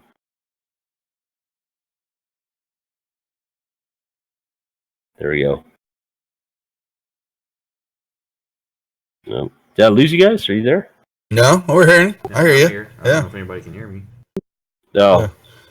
Yeah, I accidentally hit the my mute so that I couldn't hear you guys. So you could probably hear me, but I couldn't hear you. So sorry. Okay, so I couldn't hear what you guys were saying. So Lucas, Small, I just sound like Court. Yeah, Small just charged at you. He ain't got nothing. And he is targeting Lucas. And I rolled it. It doesn't show. Didn't show anything if it was him or not. I don't see. Yeah, I wonder if there's an targeted. option To show GM roles and the options. Yeah. Yeah, I wonder if there's an option that we're missing There is. here, right? Yeah, he's saying go check that. It won't show the roles. Show GM roles. Okay. Yeah. That's Oh, you guys aren't seeing the roles at all, huh? Mm-hmm. No. Is there an option that show that? Let me try that again. See if that makes it. A 5. Yeah, but you know how in the 5e rule set it'll say that you're targeting somebody, and this one doesn't. actually You have him, but you still have Guilford checked. So you I still got to have move Guilford. you selected in the tracker now. Okay. Well, that's the initiative group. So what Yeah. he would need to do is Okay. make sure that he's clicked on him and he's got the little target icon. He'd need to drag that target icon onto you, and that would target you. Yeah, that's right. So it shows him targeting Lucas. Let Okay. me try this one more Or he time. can pick the roll up out of chat and drop it on you. Yeah, you can grab that number. Yeah, I'm doing all that. It doesn't look. It never shows that it's. It shows on the combat tracker he's targeting Lucas. I drop it on Lucas, and it just never shows in the chat. Like You're Try when you drop it on Lucas, are you just dropping it in the middle of the name in the combat tracker, or try dropping it on the icon? Because I know even in 5e, sometimes if it's messed up, you have to like actually click the icon itself. I've tried Or their token everything. picture in the combat tracker. I've tried everything. I've tried dragging it to the token. I've tried dragging it to Lucas in the combat tracker, and I've tried dragging the dice onto the token. I've tried just double clicking with him targeted. All right, we'll move on. I'll have to. This is obviously some buggy, I'm doing something wrong here. when Hopefully you it's added good us to the news. combat tracker, you pulled us out of the party sheet, right? I did not pull you out of the party sheet. You might want to try that. But next, if we wind up in another combat, Yeah, that may be the way to go with it. that's weird. Okay. Well, with some good news, hopefully for something like this, I did get an email today from for an update on Fantasy Grounds stuff, and they've hired 2 new guys to help work on rule sets. So hopefully there'll be some polishing up and some more stuff added. IKL works on this rule set. He does an amazing job. He's finally getting to play more, so we should be looking forward to some more quality of life for players updates. I'm Nice. hoping to see a lot more other rule sets too. Yeah. All right. So we'll scratch all those. It doesn't appear to be working. So here, Small's attack right here is a 2. So he misses. Lucas, you turn in time and you parry with your. You Doesn't pull he the have rapier. +2 though? Yep. Yeah, it would be. That's So true. it'd be a 4, but yeah. It would be a hit. sure, It your would be parry a is hit. better than 4, What's right? your parry, Lucas? 1 second. It is parry is Yeah, a parry. 7. Yeah. So that's not. So enough. it's a miss. Yep. Yep. So you parry pretty easily. And Then I've got actually +2 on that. Cool. +1 actually. I'm sorry. you guys hear a voice. I told you they was coming. I told you. And Court, you see Wiggs run out of the room right beside you. No way. And he is We don't know this though. My group doesn't. right. Court, you see Wiggs comes hauling ass out of a bedroom, and he's panicking, and he is running for the front door to escape. And he opens the front door and runs out into the hall. And Namara and Gilliard, you both were holding your actions, so Gillard, do you want to roll first against his what is it? Freaking agility checks to see who goes first. Okay, now before I do that, has our little group done enough work together that we would know, like if I call out a word, they would know what to do when I say it? No, you guys barely know each other except Okay. for Magnus and Court. Okay. And then what do I have to do? You said what's the rule for all? So you were holding your actions, and so you make an agility roll, and whoever rolls higher gets to go first. So Like a you dex and check. you and Yep. Nymeria. And I believe also the acting character, or in this case, the extra, would Does as well. also. Yep. Because we have to verse him. Yeah. It's an Okay, opposed so check. Nymeria, Gillard, and then Wiggs. All Wiggs' right, turn is I over will anyway. He did a double move, basically going through. I'll let Gillard go first. Well, I can't do my spells or I'm going to screw us up. So I guess I'm going to just like instinctively just crack him with my staff. All right. Or you could go for a trip. That is a maneuver, It is. I think. Or a push, or A trip, because they got rid of the tricks, right? oh, that's right, yeah. And so I don't know that I would have just tried to, even if I tried tripping him up, I didn't roll good, so I miss. Okay. So you try to whack him with your staff, trying to trip him. Did you have him targeted? No, you didn't. This thing's been messing up. I just rolled. All right. Yeah. We'll figure that out later. I'll have to get in here and play around with the targeting. We've spent a lot of time messing with this. Yeah. All right. So you take a swing at him. But he kind of you kind of hit the door or hit the side of the wall as it's opening. Nymeria, what are you doing? All right. I will go ahead and toss a firebolt at him because that would be fun.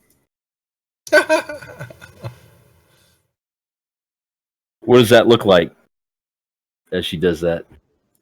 Oh, I just point and say, "Oh, you're looking a bit hot today.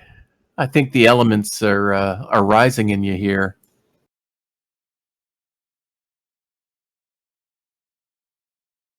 All right, that's a success. And a bolt of fire just comes in and hits him. Yeah, we'll keep the success because we don't need more damage because we're trying to keep one alive.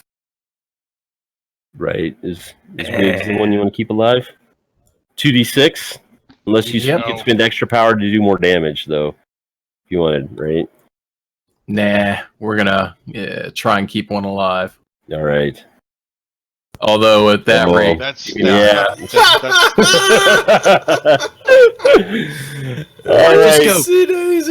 cutely go, oops. Yeah, so Wiggs, because he's been drinking a lot. He was his clothes have dried off from the piss from Court dunking him, and he's on fire. His all of his clothes, he's got some pretty raggedy clothes. Your blast of flames just slams into him, and he's a burning, screaming mess of a. And he's running. He's kind of running in circles, on fire, and screaming and then falls dead. Oops. I hate fragile men. All right, that was all of them. Yeah. Right? Yep. Oh, it does toggle through them with the next buttons. Okay, that's good to know. Yes, it does. That's what I should have been doing. All right, next round. Court, you're up first. Put it to him. You need to hit it one more to get the marker on him, though, Nick. Oh, okay. Thanks. There you go. Yep. Oh, I used to forget that all the time. You'll notice if you guys are seeing, I have a line that goes to the target, so you can double click on the icon on the token on the map, and that should target them. Right. Okay. Yep. Or control click. Sorry. All right, Court. So I'm fighting unarmed here, right? You are. That's going to change anything for me? So you can punch him with your fists. Okay. Or you could try to grapple him. Can Magnus call out to him? Sure. Court, we'd like one alive. If you could spare him, feel free to beat the shit out of him, though. I'm going to deck him in the face. Oh yeah. 10. That's with a raise. All right. Click that plus D6 damage there, and then roll your just roll your strength Say good night, Francis. for damage. I don't see a plus D6. In the bottom left of Fantasy Grounds, next to the little shield under where it says one action and run, there's a black and white plus D6 damage, and if you click on it, it'll turn to color, and then it'll add that to your. And why did you give that to him? Because he got a raise. He hit with a raise. He got the raise. Okay, so I thought Fancy Grounds grabbed it automatically. Okay. Oh, Okay. yeah, maybe when the targeting is done correctly. That's why. Thank you. Never mind. You're right. You're right. Yeah. Again, Yeah. my combat tracker says that I've got targeted. Yeah, it's something screwed up here, and we're not sure what. So we're just gonna roll with it. We're gonna. And I make a strength. I roll a strength. Yeah, so roll strength for damage. You get the plus 6 or not? No, go ahead and roll another d6. Just roll a d6. Yeah. This is subdual damage, right? Subdued. Yep. Yeah, so 6 is enough to oh nice, yeah. My Fantasy Ground skills are now something's gone on. That's enough to cause him to be shaken, but it's not enough to damage him. Do you want to Benny that roll? Sure. Let's Benny it. Good man. It's just a shaken result right now. He is but a nut to you, Court. Crack it. Well, And remember, a that's D6. a penny for the whole damage. Yeah. The whole damage and- roll. Oh, the So whole just thing. re-roll your damage. Before you do that, though, click on that D6 that's down beside the modifier, and that will add that extra D6 on. I had it highlighted before, and it didn't. I don't do it. think it's working because he's doing the damage. It did it there this time. That d6 roll, I saw one. Oh, It took the higher of the. It rolled the higher. it's not. Yeah. So your call, Nick. However you want to do it. All right. Yeah. So that's a 4 and a 4 is an 8. So he is at a his toughness is a 6 actually. So you've stunned him. So you've shaken him. So you punch him and he goes spinning around and kind of stumbles onto the floor, but he's not unconscious. Right. Fantastic. I don't know where I add the shaken. Oh, there it is right there. Shaken. All right. They're up next. Guilford, he tried to unshake, and so it rolls automatically for him, right? So when you're shaken on the beginning of your turn, you can make a spirit roll. And now in New Savage Worlds, you completely unshake and can take an action, but he's not. So he's dazed. He's on the ground. He's kind of gets up. He's on his hands and knees, getting up slowly, and so he kind of slowly stands, but he's dazed because Court is a strong guy and just cold cocked him, right?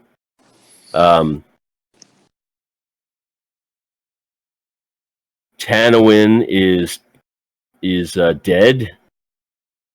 And Smald. And Smald. Yep. Smald, your arch nemesis. He is nothing but the lint and the dirt that is on my coat. That's what I thought. Yeah. So you're basically fencing with it, right? He's got a short sword. He's kind of swinging wildly at you, but you're able to parry him pretty easily. Wiggs is collapsed in a heap, and the fires are smoldering a little bit of it, and he's starting to smell pretty bad. Lucas. Now, is the vulnerable off of me now? It just put an X on it, so it just removed. That okay? Yep. Yep, I just saw that. Okay, so he's still targeted. So I'm gonna come over here to my So I'm gonna finish a movement to step through to free myself from this wall, or can I yell at Namir to kick me and push me through? No, you're through. You're through. Okay. I'm showing you got Tanawin still, Duff. He's not going to be here in a second, trust me. And then there we go. That was clicking on the token. So that's working. And then I'm going to do a fighting check here. And let's see. Come here. Let's do this right. That's a hit, right? That is a hit. Their parry is 5, I believe. So their parry is 5. So that's a hit. Their parry is 5. Okay. And over here, I'm just going to fence with him. I'm going to just, I'm not going to wild in this. I'm going to believe I am better than him anyway, and this is just kind of me.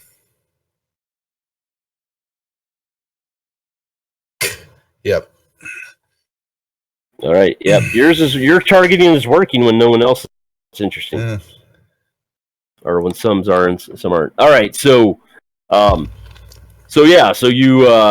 jab at him. You kind of force him backwards, and you catch him in the shoulder. Yep. And his sword arm.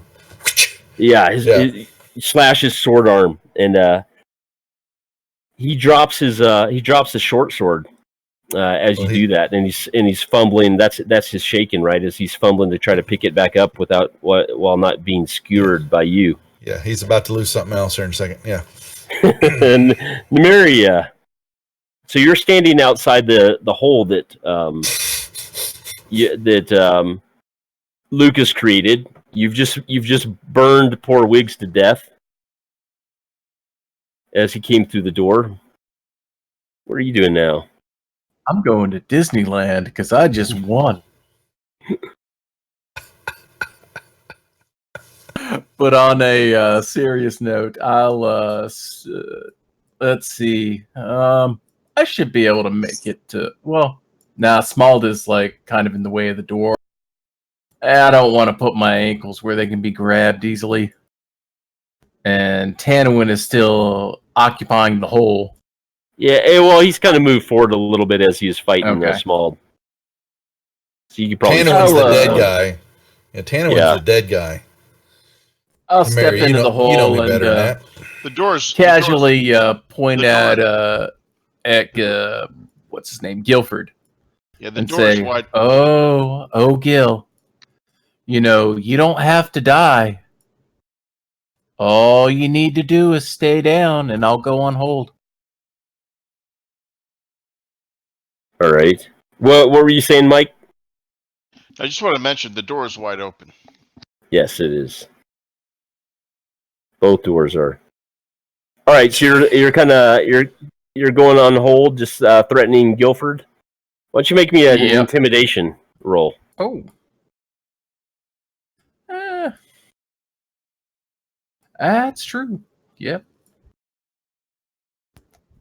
I'm really bad at intimidate. I'm not terrible at it. We'll give it a shot. What's that opposed by? Actually, then that would be my action with the intimidation. So we wouldn't go on hold on that. But that's okay. So yeah. Let's see. That would we just roll it, and he would roll. Is it spirit? Spirit, I think. Yeah. Uh, We'll Benny that. I'm gonna Benny that.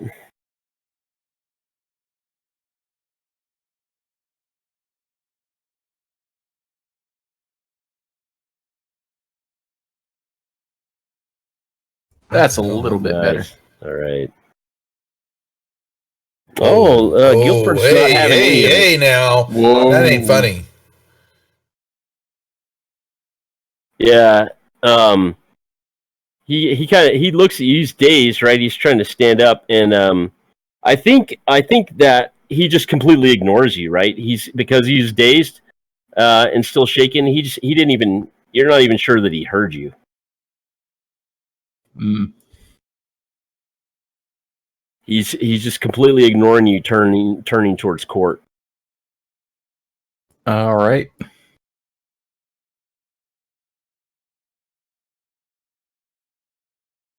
You gonna do anything else?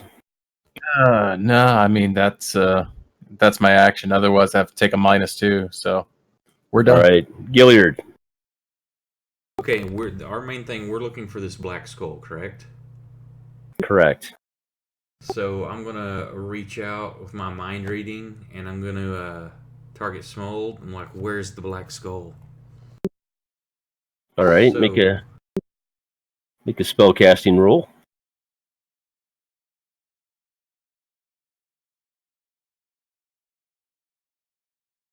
Nice, a 7 success.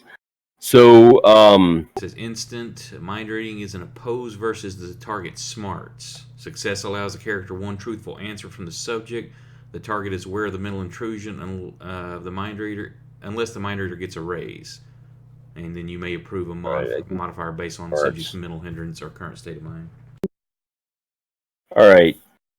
Yeah, you beat Smald even though he exploded. So you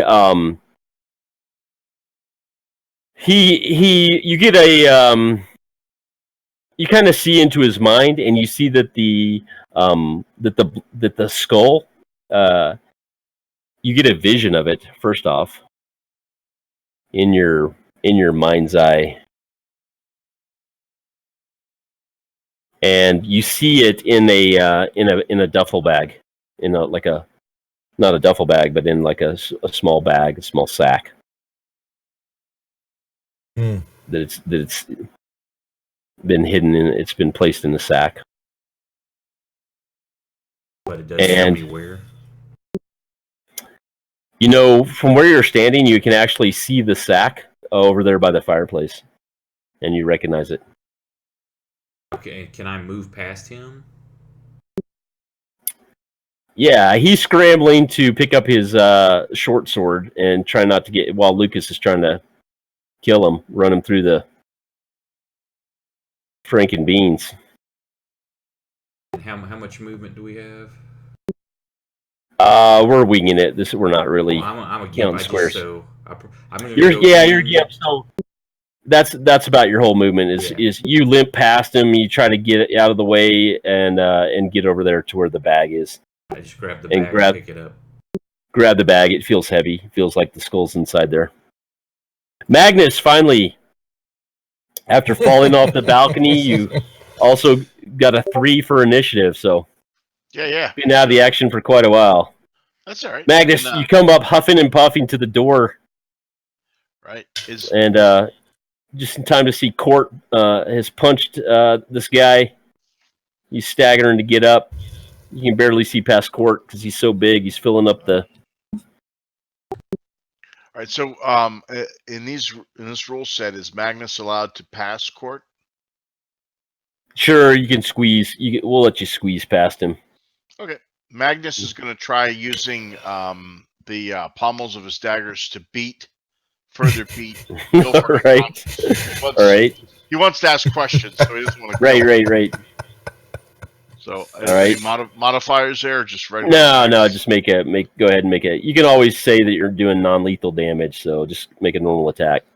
Okay. Now I've targeted him successfully. I see that in the combat tracker. All right. So let's see here. And make your fighting roll. Yeah.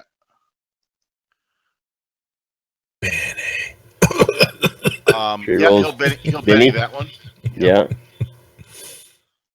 And So it looks like targeting is working. It just doesn't show What your target, what your hit. It doesn't show who you're targeting, right? Their success or not, like the 5e set does. That you. Yeah. Have you noticed that in Deadlands?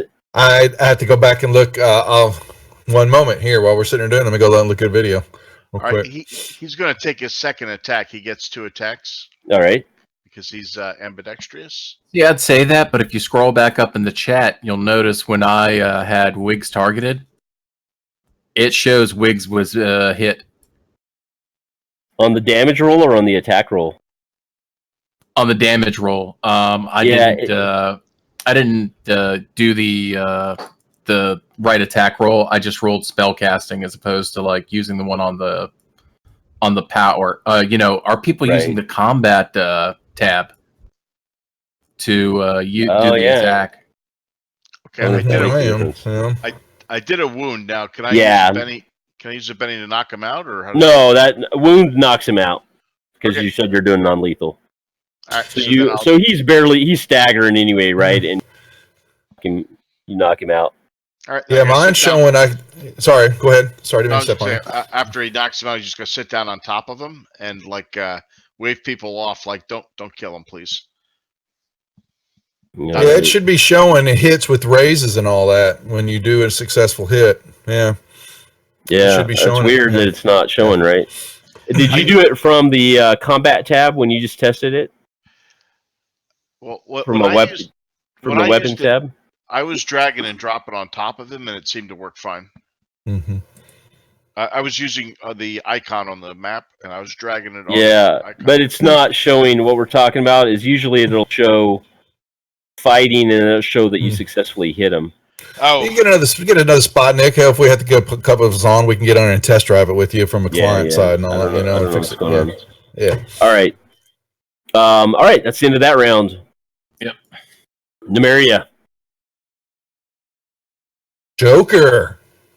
Oh yeah. Joker. Everybody gets a Benny. That's right. Yeah. Oh, this guy's gonna lose. Oh no, they're ahead of me. Damn. I will. I'll pat you on the back and say, "Go ahead and finish up business, Lucas, and I'll go on hold." Oh, he's got to go before me. Oh, he's shaking. Right. He's scared. I think you may have doubled up on us. Guilford's incapacitated. It did, but it's fine. That's cool that it auto does that. It does, yeah. I got one, Benny. Tanawin. All that's left is Smalled here. He doesn't shake. He grabs his weapon, stands up, and he's still got you targeted. Hey! What's your parry? Hit? 7. All right, and he's got D6 plus a D4 here, so I'm gonna have to do this manually here. 2, and the 2 is only a 4. That probably doesn't beat your toughness. I'm a 5. I'm gonna Benny that. I got GM Bennies. Oh, you! Oh, this is your bastard! You bastard! This is your nemesis, right? Yes. So here, let me just do it manually here. 3. That ain't nothing. 5. I got a 5 toughness. So 5 toughness. All right. So he's shaking you. Well, I got 1 Benny. Or do I need to roll? It's no Benny on my turn to move the shaking. What's you get a free. You get a free unshake, right? So you'll get a free one on your turn, and then you can Benny it if you don't. Gotcha. Yep. Do it right. Okay. All right. So what are you? You're fighting. Sorry, you broke up. I said, what are you saying to him while you're fighting him? He doesn't. He sees a venomous look in your eyes and hatred, but he doesn't know why. He has no idea where it's coming from. Yeah, to have your hands crossing someone that I care about, to know that we have touched the same skin. I shall remove that filth forever. You guys are. Did you guys ever see The League? We'll keep it PG-13. Anybody ever see The League? You two are Eskimo brothers. Mm-hmm. Yeah, hey now, hey. Oh. All right, Court. What are you doing? This guy's still alive, man. Yeah, so we've got Guilford unconscious. Magnus just squeezed past you. He's a lot smaller than you, right? So he squeezed past you and smacked Guilford in the head with the pommel of his dagger, knocked him back unconscious. You'd already had him dazed and confused, right?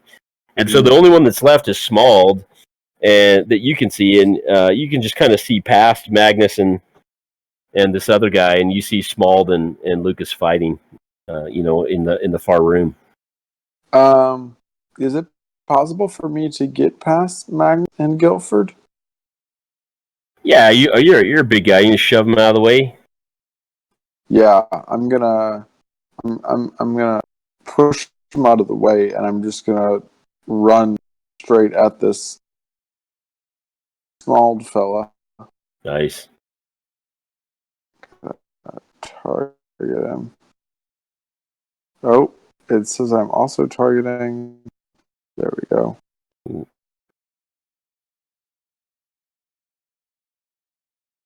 Yep, as soon as you got him targeted. Okay. And go ahead and make a fighting roll there. A 9. Parry of 5, that's a hit with a raise. So you're going to do an extra d6 of damage.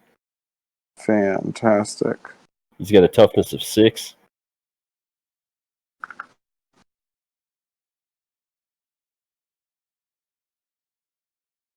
So you get an 8, which is going to shake him. You know, let that roll. You let that go, or you want to Benny it? Well, wait a second. He gets an extra D6, and it looks like he had one it didn't roll. This Waga's got the blue. Yep. Oh, right. Okay. That's an option too, where I can see. So go ahead and roll an extra d6. You get an 8 already. Did I? Because it says my trait roll was a 1. It's rolling the wild dice for you on your damage. Yeah. Shouldn't have done that though, should it? Yeah, we Yes. technically. It's like showing rolling That's all right. strength. A strength check. You know what? Maybe. Yeah. Can you I put? just don't You'd know. have to put in fists as an attack. I'm taking notes here. Oh, hold on one second.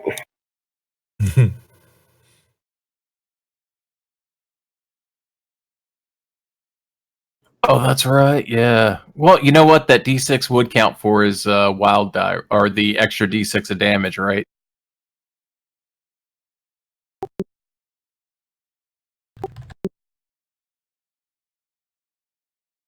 But it wouldn't have added in, though. So should I throw a d6? Or if we know it was a 1, it would have been 9 total. All right, I'm back. The whole thing's confused. Yeah, well, so when you should just be rolling instead of double clicking the strength roll. Your damage is your strength. So just roll. What is your strength? A D8. Yep. So just roll a D8 and a D6. You want me to do that now? No. For now, we'll keep the 8. So roll a D6 for an extra damage. Oh, nice! That's and that should roll it again. So roll again. Yeah. Yeah, 14, 17. So describe that. What? You're gonna kill him. Yeah, so, you're gonna. Court, Are you killing him, or are you knocking him unconscious? Well, it's melee damage, so with his fist. So I would say that's non-lethal, right? Unless he decides it's lethal. Yeah, it's your choice. It's about to be. It's about to be. Cord pushes through the other two and lowers his charging like he's some sort of rhinoceros, and he smashes into Smald's sternum with the top of his head, knocking the man down to the ground. We'll say unconscious. I don't need to kill him, but certainly with heart palpitations for the rest of his life. Very nice. Very nice. I'm going to be mad. Nope.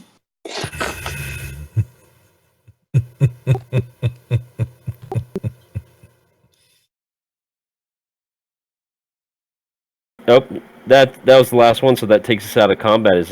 Yeah. Oh, you. Got anything left they want to do there? Lucas, does that take you out of combat?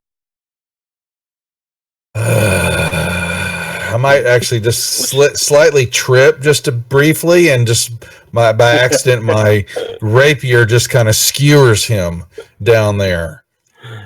Going, oh, I'm sorry. Oh, I'm sorry. That might have left a mark. I just look at him like, we have what we came for, and I just pat the bag and start heading for the door.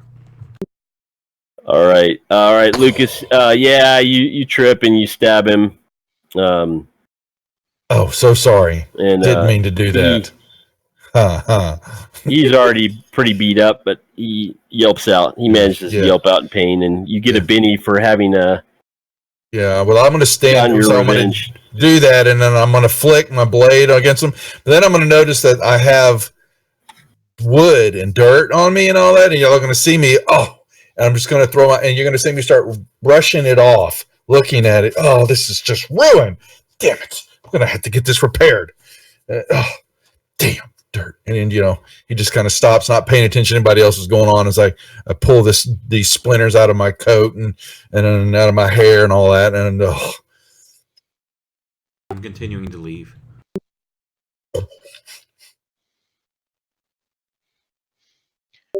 Magnus will want to talk to what he's sitting on top of here once he can. We need information.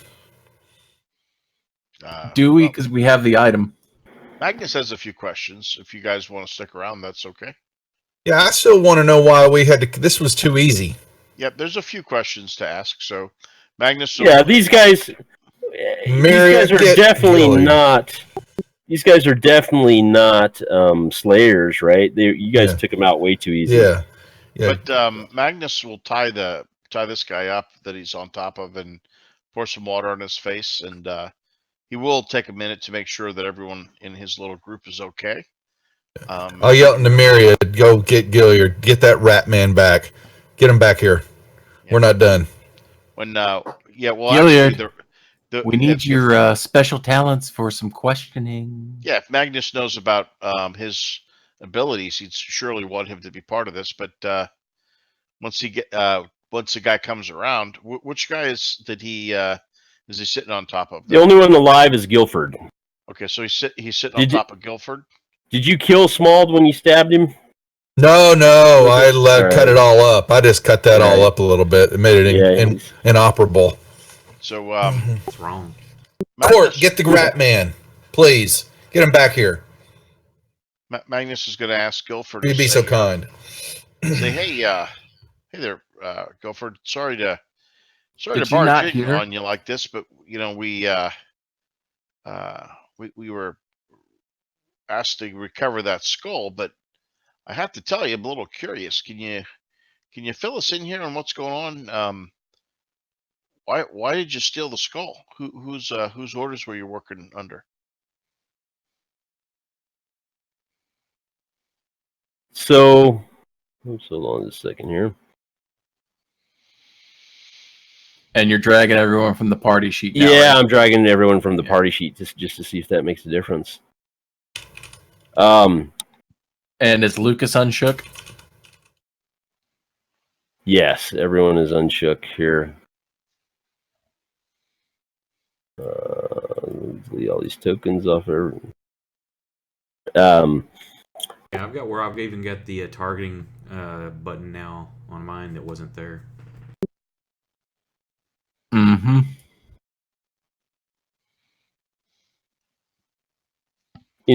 I don't see the when I drag everybody from the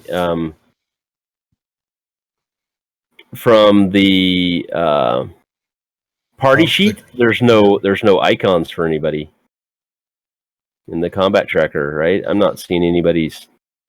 Yeah, it doesn't now. Not this time. Yeah. Yeah. All right. Anyway, We'll play with it, Nick. Let's get another yeah. time. We'll set you up. Yeah. So he says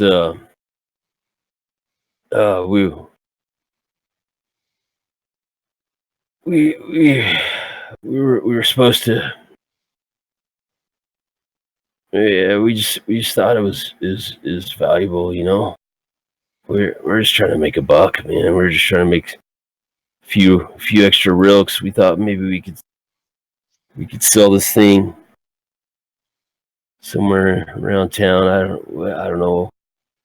Okay, so you're saying you don't want to live then? I mean, I get that you're loyal and everything, but we're not buying that. The skull's something that you'd had to know about and target, and you fetched it. You would have had a buyer already. Or Can I use the mind reading to find out if that was true? Well, he says, go ahead and make me. Are you intimidating or persuading here? Why don't you make me a trying roll to be there? persuasive. I'm a nice guy. Magnus? That's what we keep the big guy around for, is the intimidation. And I'll support his efforts and say, see, you cooperate with us, and things can go a lot nicer for you than they have for these others. All right, nice. So supporting, you make your roll first, right? Actually, hold off, Mike. Sorry. Okay. So when someone's supporting you, they make a roll first, and for a success and a raise, you get +1, +2 to your roll. Okay. Holy cow! 18. Good grief! Gives you that's 3 raises, so that gives you a +4 to your roll, Magnus. All right, so I put a 4 in the little box down here, and then And the shield. Mm-hmm. Yep. Okay. That's weird. That shield's like it's left over from Deadlands or something, right?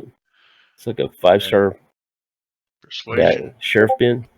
Don't doubt the magic of the cleavage. 9. Right, right.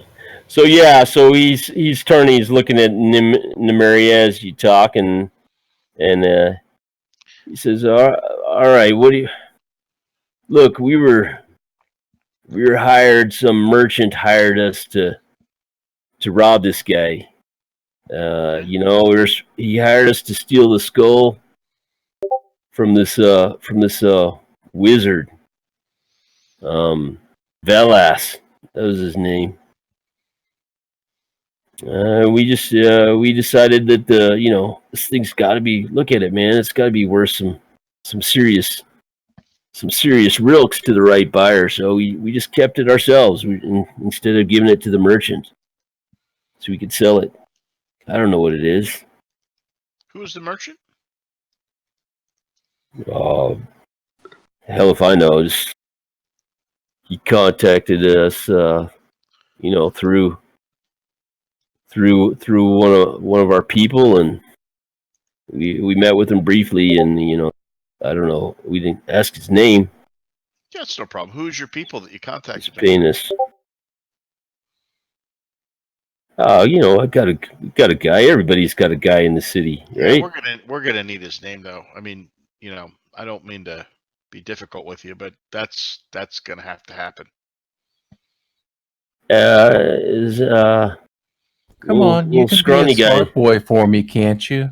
Well, I think he ran out the front door. It's Wiggs. All right, I'm gonna look over to Magnus will look over to Gillard, and as if to say, is all this information tracking? I can unless I get a major raise, I'll only be able to tell like one thing's true.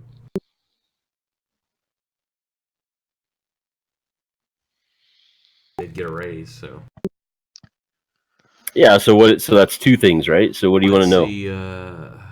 A success allows a character to gain 1 truthful answer from the subject. The target is aware of the mental intrusion, unless the mind reader gets a raise. So no, he just isn't aware that I'm actually in his mind. Okay. So what do you want to know then? If his contact, if he's being honest about the contact. Yes, he is. It was Wiggs. He's telling the truth. It was Wiggs, but the problem there is Wiggs died from fire. And I turned and looked at him.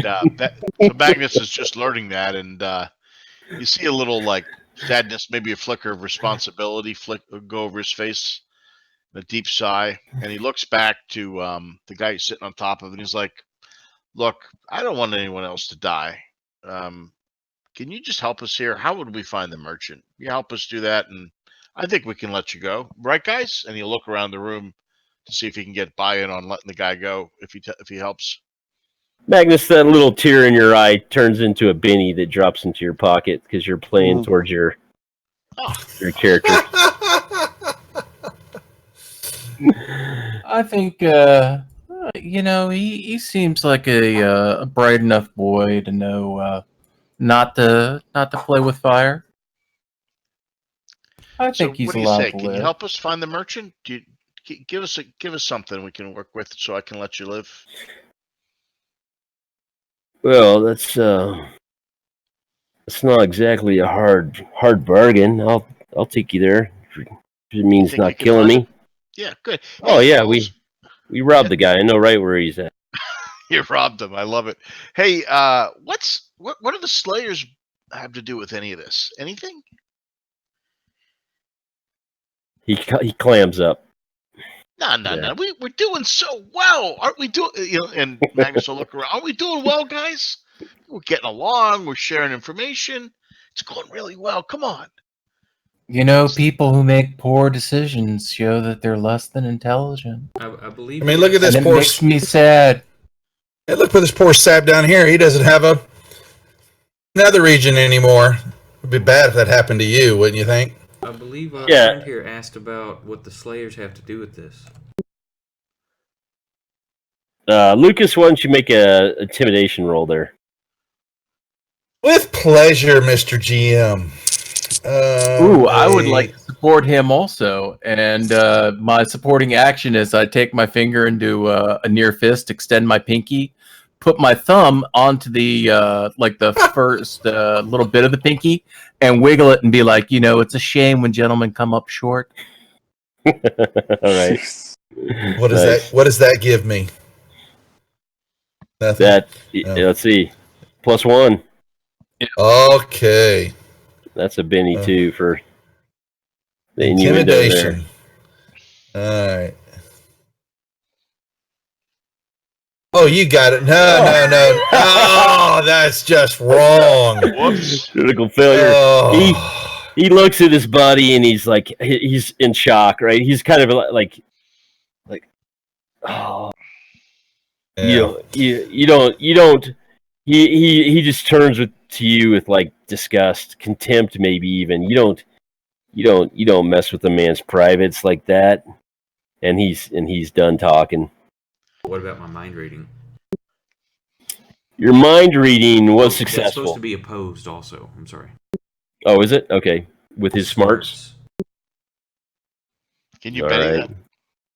Yeah, you can Benny your mind reading too if you need to. Let's do his smarts first though. Yeah, he's only got a D4. Wow. So you beat him. So he knows you're in his mind, but you can still get one question.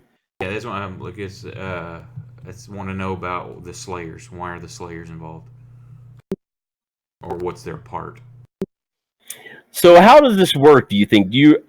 Are you talking telepathically, or are you just getting like visions or senses of stuff? What do you think? How do you think that works? See, the trappings are psionic invasion and soul sight.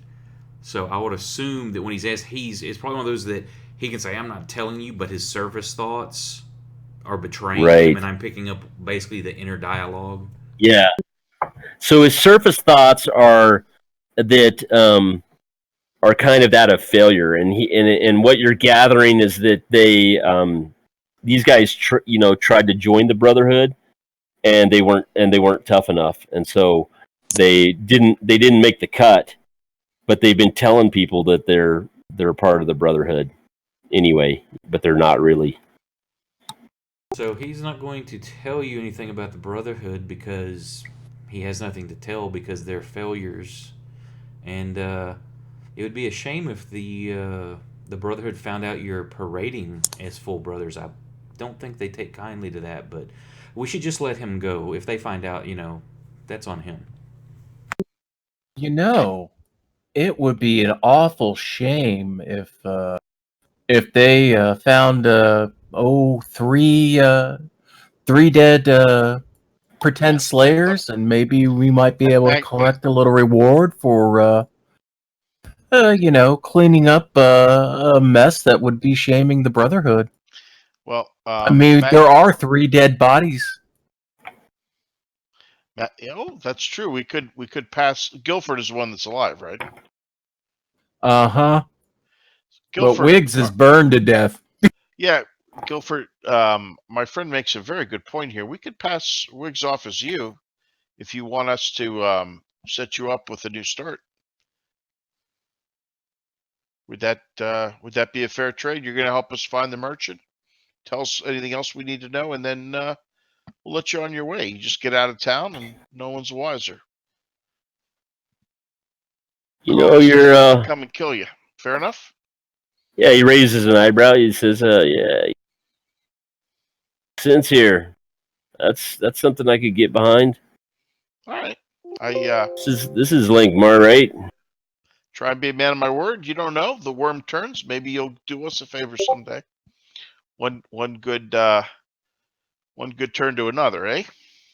Didn't I tell you guys Guilford looked like a smart guy? He does. You're right. Mm-hmm. I'm just smart enough. If you take my meaning. Let's pack this up and head and go find your merchant, eh? Oh, what else you got in your pockets around here, by the way? You said you robbed the merchant. What you got? Let's check the. Where's your stash? Show us the floorboards to pull up. I could have the wizard pull out of your head too, but sometimes that leaves damage. There's a chest in that bedroom back there. That's where we keep. Really? You didn't hide it? Everything. It's under the chest. Under the chest. Okay. Any traps? He shakes his head no. All right, Magnus will go check it out and make sure it's not trapped anyways, and then take it out for the party. Yeah, there's a chest and there's a loose floorboard, and you pull up a little bag and open it, and they're not. These guys don't have much money on them, but there's probably a dozen rilks in there, gold rilks. All right, he'll give 2 of the rooks to Guilford, so he's not penniless. See, we're not complete complete rogues. We're we can be dealt with. Let's go find that merchant. How much is it to catch a ride out of town? Oh, I'd say two rooks could get you out of here. Yeah.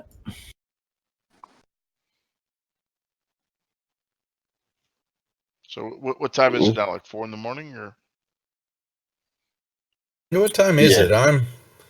I'll probably be looking outside to see if the sun's rising. Yeah, sun's. Well, this hadn't. It happened pretty quick. So you're still 4:35 in the morning. Sun will be up in an hour. Yeah. Okay. How far to the merchant's place? It's on the other side of the city. It's the nicer part of town. 20 minutes. Any guards? What kind of security has he got? Yeah, he's got a few. He's got a few guards around. I imagine there'll be we just robbed him. Man, was it tonight? I guess it was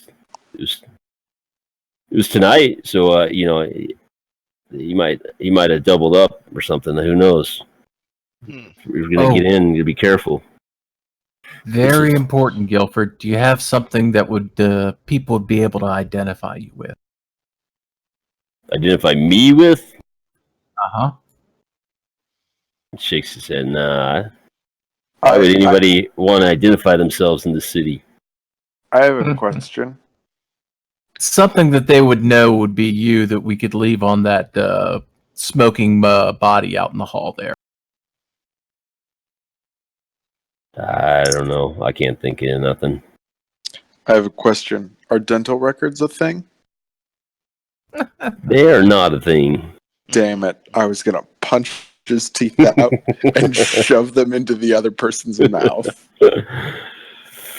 Maybe there might be a magical version of dental records, right? If you have any sorcerers? Tattoos wouldn't work. He's burned. All right, lads, we take the skull back to our for our loot, or do we press on to the merchant? Turned in the skull. What happened to the rest of the loot from the merchant? Did you guys already spend it? Got it. 12. Yeah, he already got it. Magnus. Yeah, we got. Okay. Already has 10 bars or whatever they are. All right. Because what we can do is if we hit the merchant, we can always say that we found some ruffians with your stuff. Does it have any marks on this bag that indicates it could belong to the merchant? That's not a bad Like a idea. nicer end bag. And then we can always say, they've, this is all we found on them, but this is how we're here. We did avenge your crime by removing the threat. Maybe we can get a double payday off, double dip. Guilford, how much did the merchant offer to buy the skull for when you when he told you to steal it? 20 rilks Really? a piece for the three of us. I wonder who'd pay more. I don't know. The thing looks like it's valuable to me. We figured we'd probably get 100 from somebody. Sometime the right in buyer? research, I could probably find out. The skull, by the way, did have like a silver snake on it, right? So it looks like it's a bit ornate. I guess we'll look to the wizards and say, well, what do you two think this thing's worth? What would we even have a guess? I can find out how much we could fetch for this. Yeah. Well, I think now that you can actually see the skull as opposed to me just saying a black skull, maybe you might be able to see, read some of the runes that might be on it, or Did I know anything occult-wise what this would be or used for or anything? Yeah, it's definitely some kind of a fetish, right? Some kind of it's probably used in some kind of ritual, but you don't know or how exactly. But you recognize that it's used in dark magic. Is it Being a dangerous? practitioner yourself, Right. Is it dangerous? Base value, I can't tell you, but someone may pay a lot of money if it's for a specific purpose and they have means. What do you boys think? Do we return it for the job we were hired to do, or do we seek a higher calling? Did what's his face want us to return the skull? I think that was the premise, right? the person we were hired by asked us to Krovos. retrieve it for them. he's going to pay an extra 20.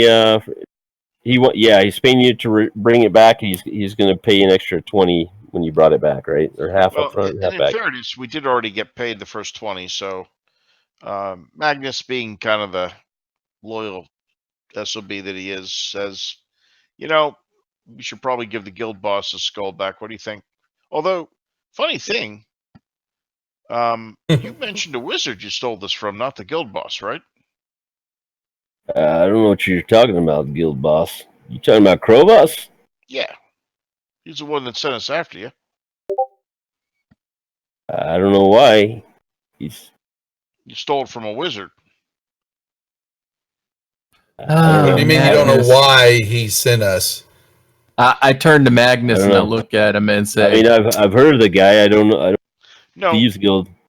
you said has you to said do you with any stole of this this. off a wizard, right? You said the wizard's name was Valus.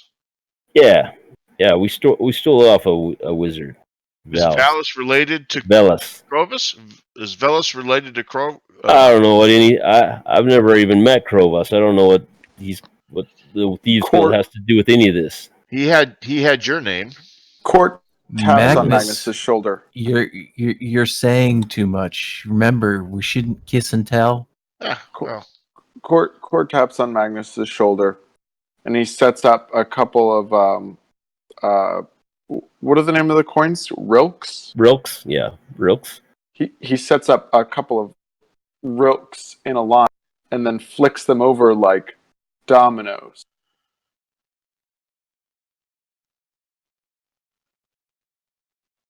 What's your big boy trying to say there, Magnus? Set up. I can tell you that. Look at it. What I've been wondering. This is seems way too easy. Something seems a little off, don't you think, boys?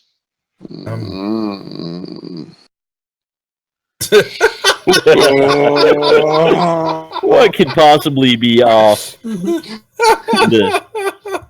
the city of thieves? What are you guys talking about?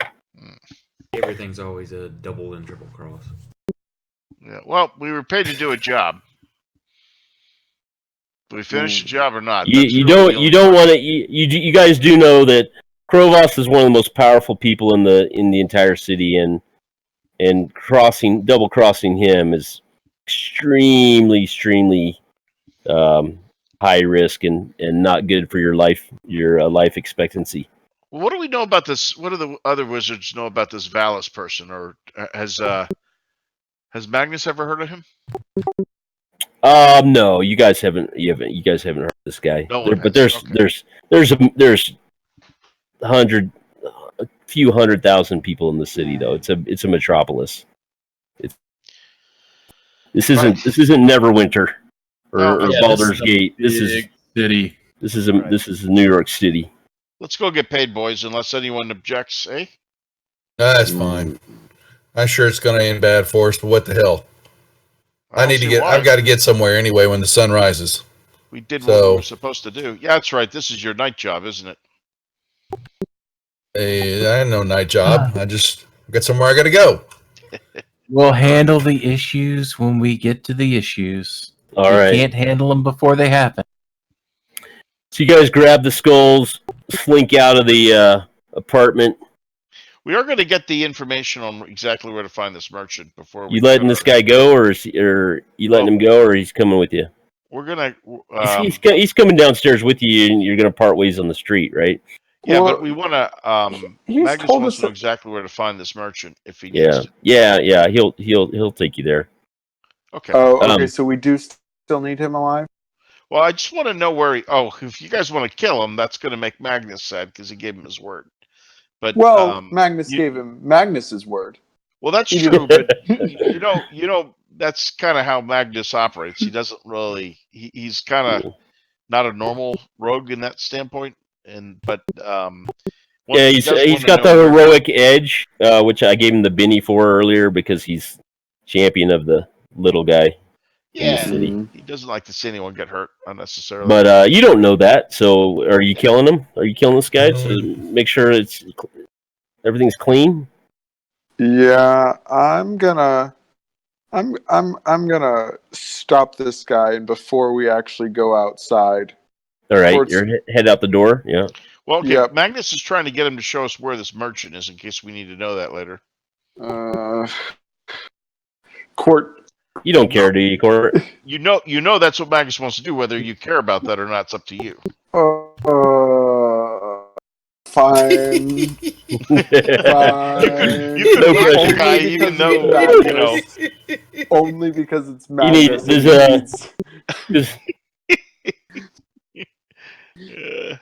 We need Magnus to roll a persuasion. Does Magnus need to do a persuasion check on the Court? I don't think Magnus knows what's going on. I think he thinks everything's. This guy wants to whack him. I think it makes sense that he would want to whack him. Court, what are your hindrances? What of my hindrances? Yeah. Oh, I'm clueless, illiterate, and ugly.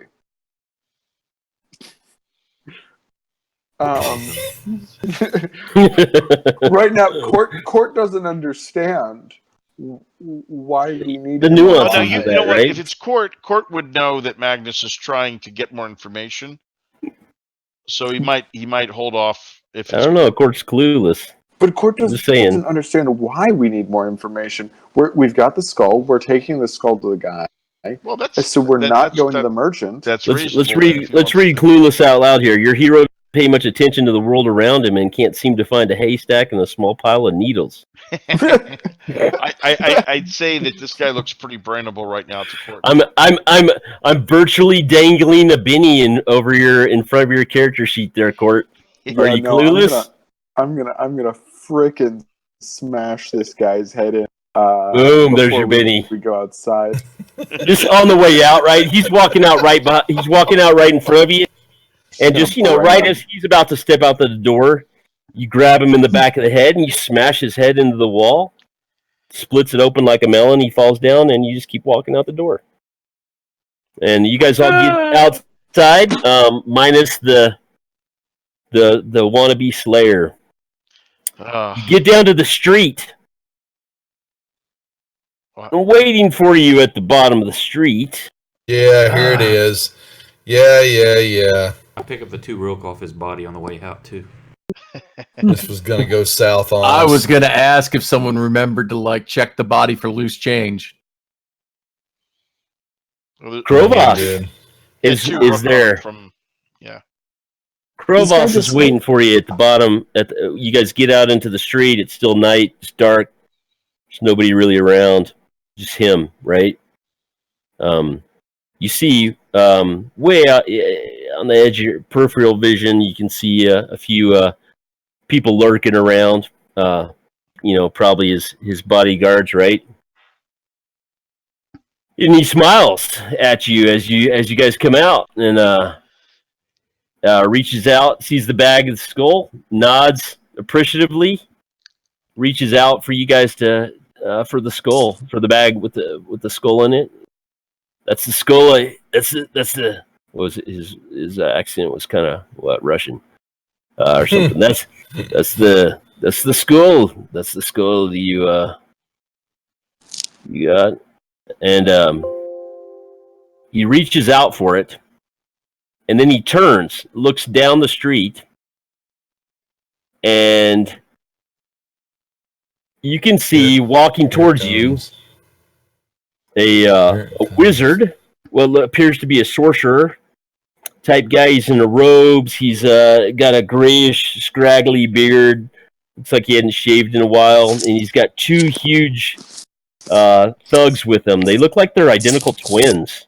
They're both about 6'6". They're as big as Court, right?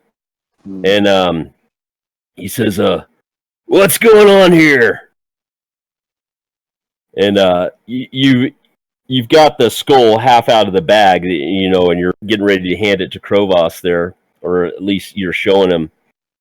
And they're kind of walking fast towards you guys down the street.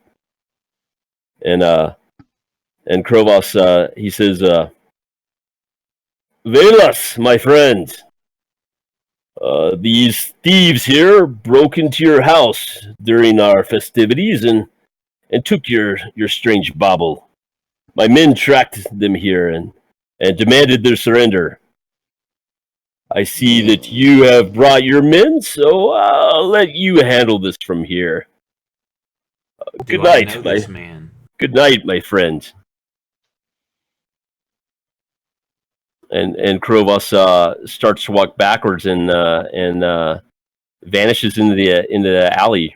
Now, do I know this sorcerer dude walking up since I'm part of the guild? No, you do not know him. But he called Krovos called him Velas, right? So that's the name of the wizard that's the name of the wizard that they stole the skull from. Yep. And it's a name you guys hadn't heard before. Should not have killed that guy. So We've got a couple choices here. Let's We're see. screwed. So Krovos is vanishing. Is kind of disappeared in the shadows there of the alley before you guys are as you guys are registering all this. The wizard and his two bodyguards are kind of bearing down on you. They smile kind of menacingly, like they're itching for a fight. You're standing there. Who's holding the bag there? Gilliard, is that you holding the bag? I still have it. So you got the skull in your hand. That he does. And what do you guys want to do? How are you guys doing for time? So we have so this has gone pretty late. Player time, real world time here. We can. First off, you guys can fight or flee, right? If you guys want to wrap this up relatively quickly, we could test out the new quick encounters rule. I don't know if you guys are familiar with that, but it's like a fast-paced way to resolve a battle or a chase or different things there. Or we can try to, if you guys want to stay and fight, we can have a full-blown combat if you've got. Is parlay off? I've got time. I'm going to say, well, who says we have to fight? Yeah. Can we talk our way out of this? Yeah. Well, no, I'm not saying you have to fight. I'm just saying, do you guys want to try to? Do you guys want to resolve this? You guys want to resolve this quickly, or do you want to play it out slowly? I probably don't have another hour in me of gaming.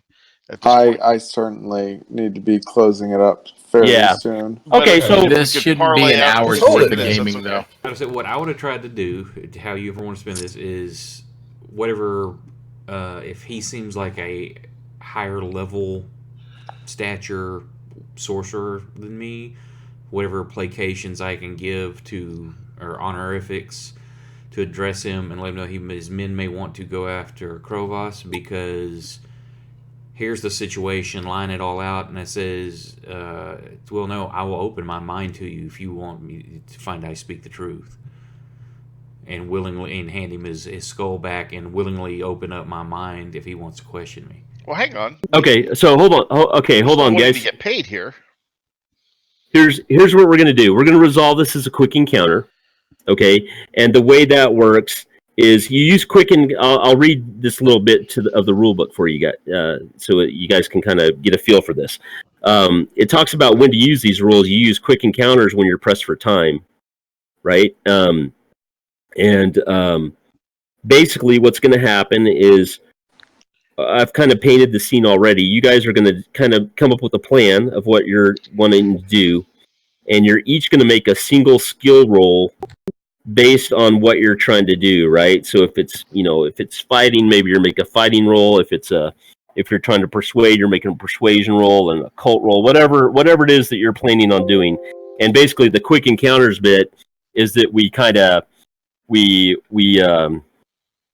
creatively agree, kind of paint the picture, agree what's going to happen, and you just make a single die roll instead of a whole bunch of die rolls, to represent a lot of things. So each of you are going to be making one die roll based on one skill, based on how you want this to play out, right? So let me just recap. Krovos has vanished into the darkness. You guys are standing there like chumps, right? As these two brothers and the wizard are bearing down on you. The name of this adventure, by the way, is Triple Cross. So I thought that was funny that you brought that up, Oak. So Krovos, he was double crossed, and he just triple crossed you guys and left you hanging here. Well, the thugs double crossed the merchant, right? Yeah, that's true. Yeah, the thugs double crossed the merchant. Quadruple cross. Krovos double crossed us. Yeah. You guys, everybody make a common knowledge roll real quick.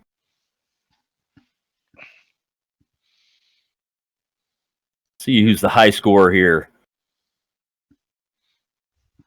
Nymeria, of course. the wisest of it. It occurs to you, Nymeria, that the merchant was probably working for Krovos or Krovos himself. Krovos has set this up. He set this up from the beginning, right? He set it up to steal the he set it up to steal the skull himself, and then he got double crossed by the three idiots, and now he's double crossing you guys by selling you up the river to Velis. So they're itching for a fight. They're grinning menacingly. Krovos is vanishing into the darkness. What's everybody want to do? Who's let's go left to right. If we betray Krovos, we wind up getting we can't work as thieves again. That's it. He's the head of the Thieves Guild. Not unless we remove the head. We'll be GDIs. Betrayal is a regular part of life here in the City of Thieves, right? So you kind of roll with the punches, right? We talked about this at the very beginning of the adventure. When you get betrayed, you get double crossed. You grin and bear it, and seek your revenge later, right? It's all part of the game. Oh yeah, I mean, I am. You're going to see steam coming out of my ears. I just got double crossed, triple crossed now, and I am a greedy bastard. And now I want Krovos's head. All right, I'm willing to take off someone's. Yeah. So this is kind of our finale. So you guys figure out what you want to do and what skill you're going to use, and let's start collaborative storytelling finale here with a single encounter, a single roll, right? To see how successful you are. Take a pause, and knowing that there's hotter heads prevailing here, he'll base his action on the lead he takes from what he imagines is going to be violent solutions coming up. So he'll wait to see what others do. Here's the trick, because I do still have that adventure card that if we were going to fight this out, what I would have done was played the adventure card, cast Smite on all of your weapons, and bennied that up until we got +4. Okay. So you want to hold your action and see if hotter heads also force us down a path? Yep. Who's up next?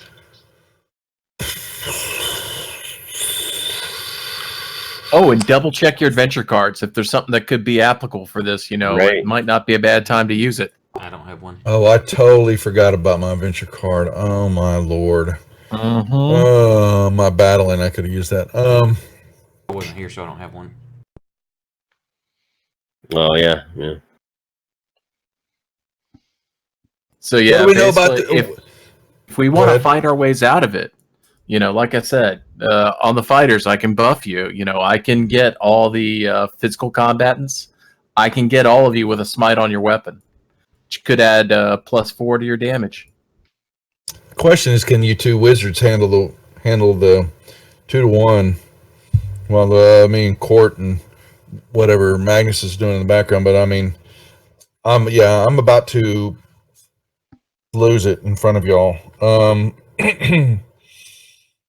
just trying to bait my action here. And did we take enough time in there to where I've got that PowerPoint back that I spent, or am I down? No, you guys are down. The fight in the apartment was just 5 minutes ago.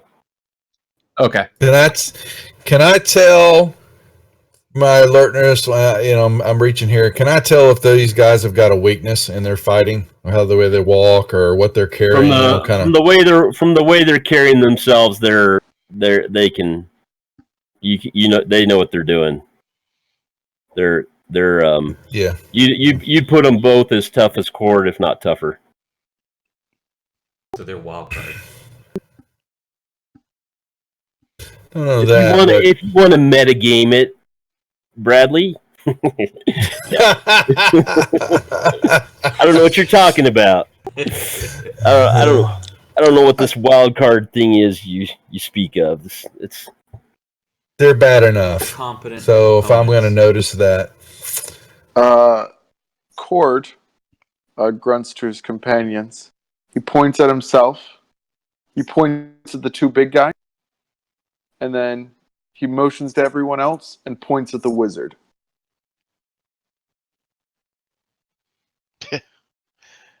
Court's got the two big guys.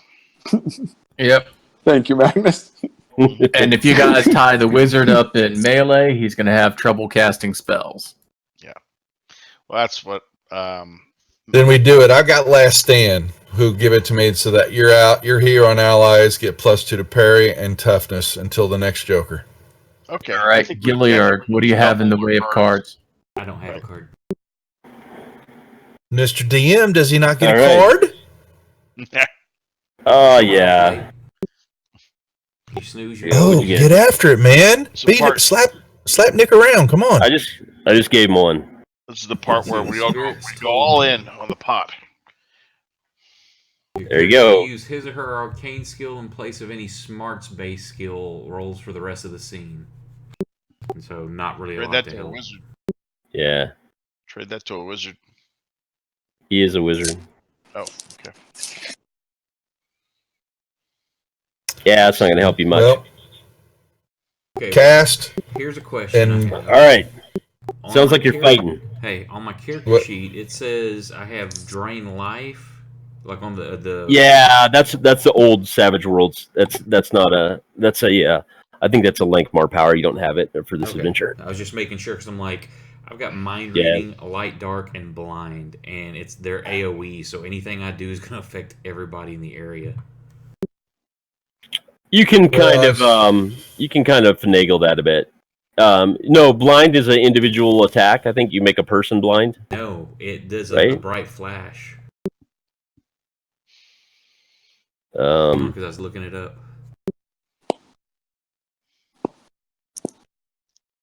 no, you can pay, so do you see those modifiers at the end? You can spend extra points to make it an area of effect. That +2, +3, and strong, those are spending extra points. So you're kind of, it doesn't really say, but you're just targeting one person. And then you can spend 2 extra points to make it a medium blast template. Okay. It is a one shot, guys. So remember, if it's Right. a TPK, This is the finale. you know, Yeah. I was going to Let's say, do a what's the bigger drop go. give me? I'm looking at this effects, and it says if I got the drop, The drop is like when you're ambushing somebody when they don't know, like Yeah. having the drop on someone and because I'm about to You know. ambush somebody. when Okay, that's fine. If I feel the buffing happening, my dagger's coming out and it's being flung at the wizard, and we're moving Okay. because I'm All right. I'm popping like a Guys. pimple. Well, if All I right. see everybody moving. you guys tell me what we're doing. We're so fighting. it's game on. You guys are fighting, right? So All right. everybody describe what you're gonna do and pick your one die roll, whether it's fighting, spell casting, whatever. What's your one die roll? We don't deal action cards, so you guys can go and you guys can kind of you describe what you're gonna do, and then you make your rolls, and then we kind of figure out what the outcome is based on those rolls. Do we All modify right. the rolls So based I on the will. cards? I'll spend my adventure card, Yep. Yeah, me too. Yep. and that will give me +2 to trait rolls made to activate powers, and I will activate my my smite power, and I will spend the extra points so it affects the 3 people with melee weapons. That's Okay. Everybody, like even me. I mean, I've got a staff. It I don't- sucks, but Yeah. I'm gonna be I out don't of skill consider points you a after this. melee. What's your fighting? My fighting's a 4, but once I cast a spell, I'm done. I'll just be standing there. Well, I'm about to All give right. you a +2 on parry and toughness. Okay, so Nymeria is lighting up Since it's everybody's only weapon. one roll I'm getting, yeah, I will. I have just enough points to light up everyone's but my weapon. So you're going to be making a spell casting roll to buff everybody's weapons, right? Mhm. And And then you guys are all going into the fray, right? Swinging. Yes. Who else? Who's next? What's somebody else doing? Gillard is going to cast blind in an area of effect. I'm basically spending all the rest of my points to make sure it's area of effect and that it's strong, so they're going to get a minus on their vigor rolls. But as I do it, I'm grabbing the skull and trying to summon any kind of power through it or cast my spell through it to see if that amplifies any. I don't know if it will, but I'm trying. Oh, okay. All right. Ballsy. I'm sure that won't backfire on you. Okay, who's next? Cor is running up, and he's gonna try and fight both the big guys in melee. Okay, so you're going to be rolling a fighting roll, just fighting both those guys at once, trying to take them on, right? Yep. Keep them busy, keep them occupied. All right. I'm just going to fling my dagger and just trying to catch the wizard off guard, and then it's a rapier move right at him. So okay, so you're attacking the wizard with your fighting roll, right? Yeah, well, it's a double attack if I'm allowed. If the dagger can do anything. Yeah, well, this is going to be this one die roll is going to be Yeah. like a minute's worth of combat, right? The whole combat. Magnus, last but not least, what's Magnus doing? So Magnus will launch into combat as well. He would either take down the wizard or the guards, depending on which ones. Well, I think he's more concerned about the wizard, so he'll make sure the wizard's dead. All if he right. can. All right. Let's roll them. Your one skill that you're going to use for this quick encounter. Roll it. Who goes first? Do we get And our you know what, bonus I will. from Yeah, everybody, give yourself before you roll your skill. Because of the cards that you've played, everybody gives yourself a +2 on your roll. Okay. Because you For saved which- your cards. Are we allowed to use bennies? So does that mean I get a +4 for the other card that I played, which is the arcane spell, which adds +2? Yeah, my so spell? for you you get a Okay. +4, right? Yeah, you can. I'm So sure basically, if I you roll can a use 4 or Benny. better, I've got the raise on that, which would add theoretical +4 to everyone's right. damage. All right, why don't you go first? So you light up everybody's Yeah. weapon. Yeah, she has to light up first. Yeah. Yeah, go ahead and make your roll +4.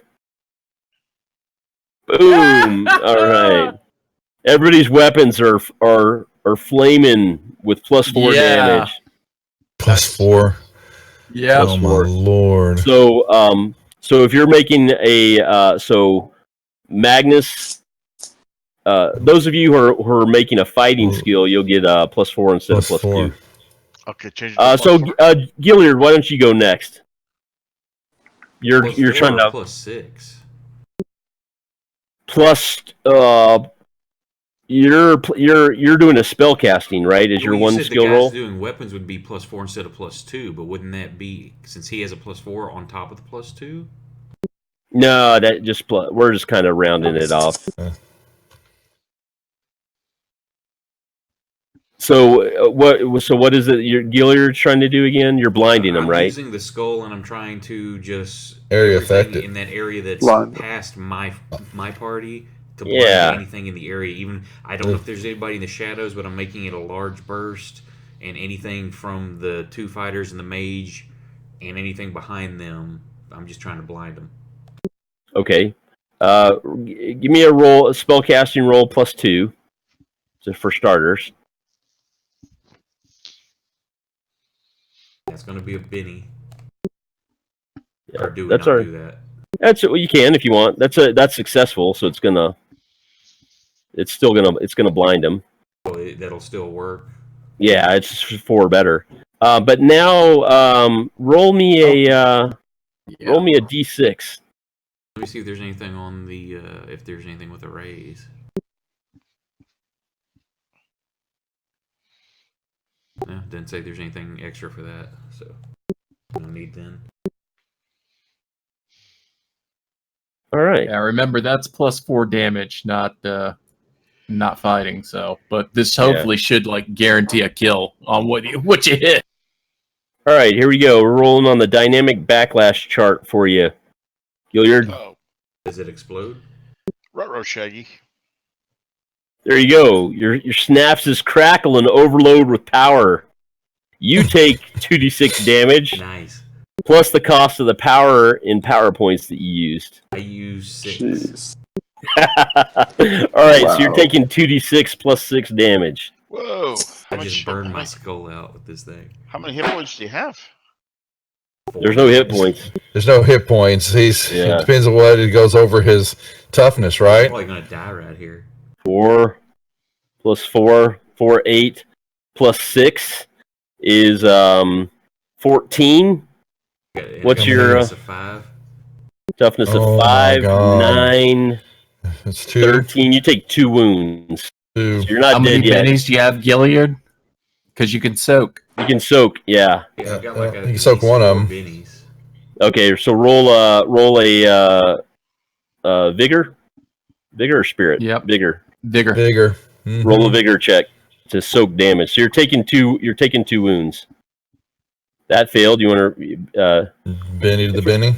yeah, if you get a success here, then that you reduce it by a wound.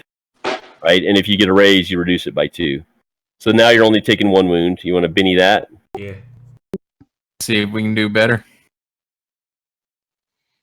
There you There go. you go. Oh, yeah. There you There go. you go.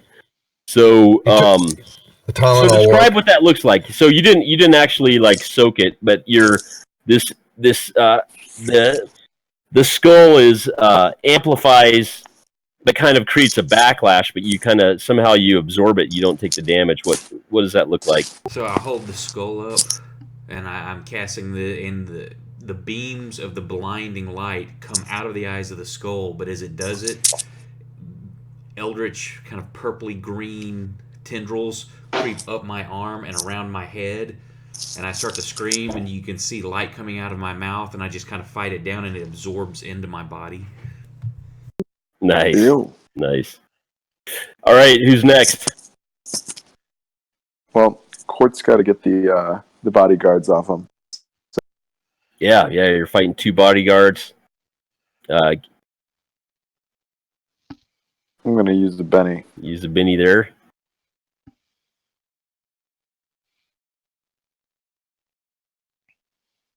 Six plus 4 is a 10.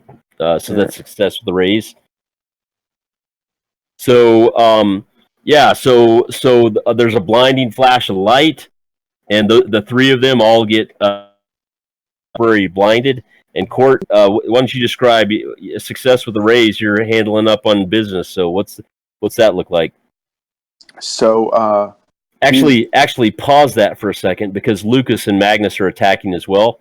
So let's have all 3 of you roll, and then you guys can describe real quick. So Lucas and Magnus, make your attack rolls as well. Okay, go ahead, Lucas. All right. Fighting plus 4. Oh yeah, success with the raise, nice. Okay, Okay. Magnus, right. I'm gonna. Can I drop a raise in there, or drop a Benny? you don't need to. Bennies are to reroll if you don't like the result you got. Got it. All right, here comes the fighting roll at plus 4.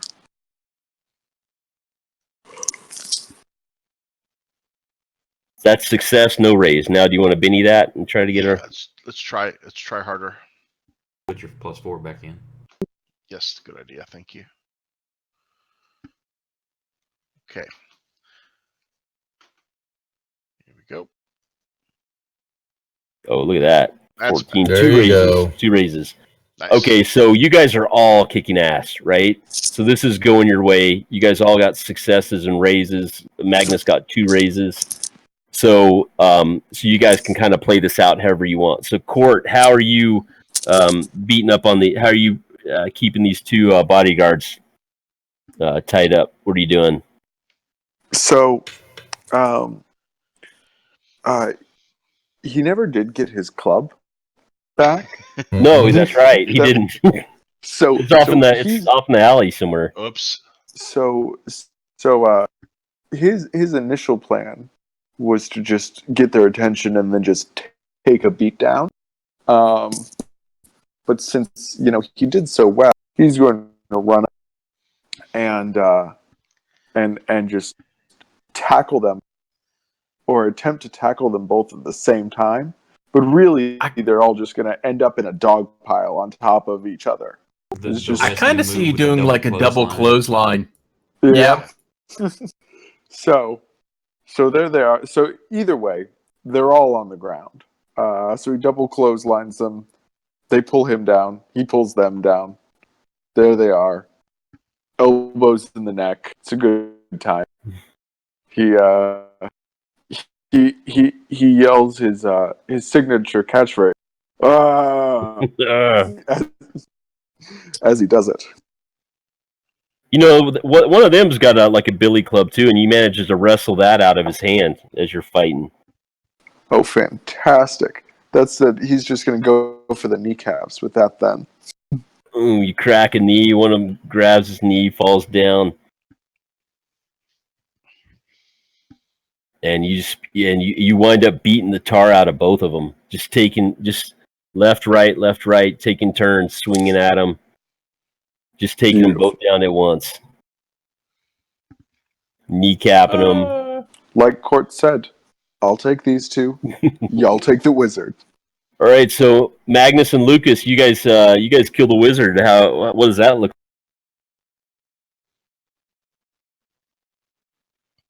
Go ahead, Lucas.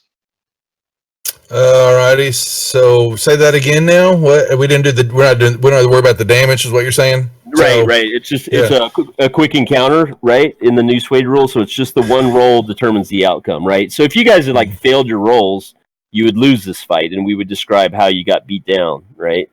Right, but if I'm on top of the wizard, then it is a swish of rapier across the jugular or vocal area so that he can't speak and do anything, and trying to remove the head from the snake. All right. Doing that, Magnus leapt through the air, fleet-footed, tumbled, rolled up behind him, and then in a blinding flash with daggers in either hand, he started stabbing under his armpits and down through his shoulder muscles at angles to open up all of his major arteries. Nice. All right, so between remember, all your weapons are flaming too because of the. That's right. That's right. They're all arteries, but you're cauterizing them. That's right. As you slice them open, you're cauterizing the wounds. That's right. His robes catch on fire. He's slashed. But it's over. It's over in moments, and then we can turn our attention to the mopile. It is, and you guys, eviscerate Velos. Court's knocked out. If maybe caved in the skull of one of these or both of these brothers, and you guys catch your breath after the fight. Loot the bodies. Drag the bodies off into the shadows to hide them, get them out of the middle of the street. Collect your wits, collect your breath, and what do you want to do with the skull? You're gonna take it. You're gonna take it back to Krovos now. I'd like to study. You know what? We're gonna take it back. I vote for taking it back to Krovos. That way he gets to eat this shit. And then, we're going to explain in front of everyone, because we'll do this in the Thieves Guild. We'll be like, yep, and so our agreed upon amount of 100 reals apiece. That's payable upon delivery. Right. Well, guys, Krovos because Krovos would never betray a guild member. Krovos is probably watching from the shadows right now. He was probably hoping to pluck the skull from all of us dead. Yeah, you go check the alley, and he's a master thief himself, right? He's long gone. You guys know he's not somebody to be confronted, directly, right? Right. the best revenge is like sitting there and like public would be public humiliation into paying us the agreed upon amount because the thieves don't steal from thieves. There's a good honor among thieves, right? Uh-huh. There is no honor among Wizard thieves. have anything There's no honor among in his thieves. pockets? What's that? Did the wizard have anything in his pockets? Yeah, he had a little small black skull. No. The palm Oh, little size. baby skull. A little baby skull. Looks similar. All right, yeah. So you guys dust yourselves off, head back to the Silver Eel. Krovos is there waiting in the corner. He sees you guys come in. He smiles and nods. He waves the waitress over to bring you guys some beers. And he says, "Job well done. Job well done, men, gentlemen."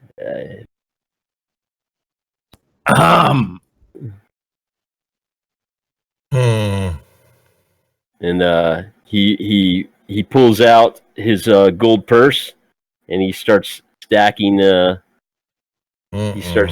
rilks for you guys. So what we agreed 20?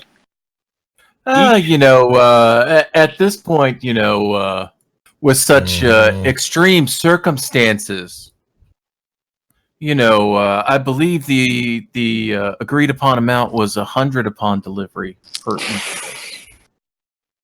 Blinky, blinky.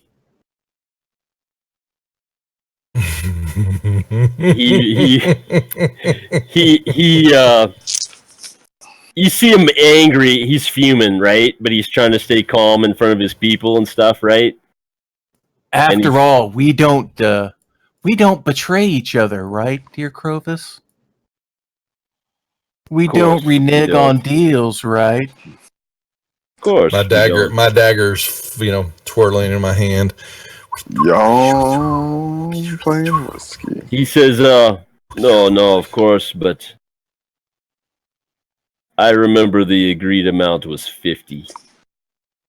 50 And each is fair. That's a lot of money. You guys, that's more than you guys have ever. When to cut his You guys have never got paid 50, even close to 50 for any We've job. already been paid 20 each. Krovis, I do like your eyesight. And I'll reach out to him and say, just for you this time, we'll let you off at half because we're friends, right? And wink. He doesn't say anything. He just stacks up the gold and slides it to you guys. He's giving us the look that we better spend it quickly. Yeah, like you better get your gold and get the hell out of here before he changes his mind. Enjoy Right? while you can. I like it. I am not happy. I'm upset, but I just killed because I was slighted on something. I killed anything, and I am going to dismiss myself. I must get to my next appointment. Great. We shall see each other tonight. All right, you guys scoop up the rilks and you get the hell out of Dodge before the sun comes up. Yep. Thanks, guys.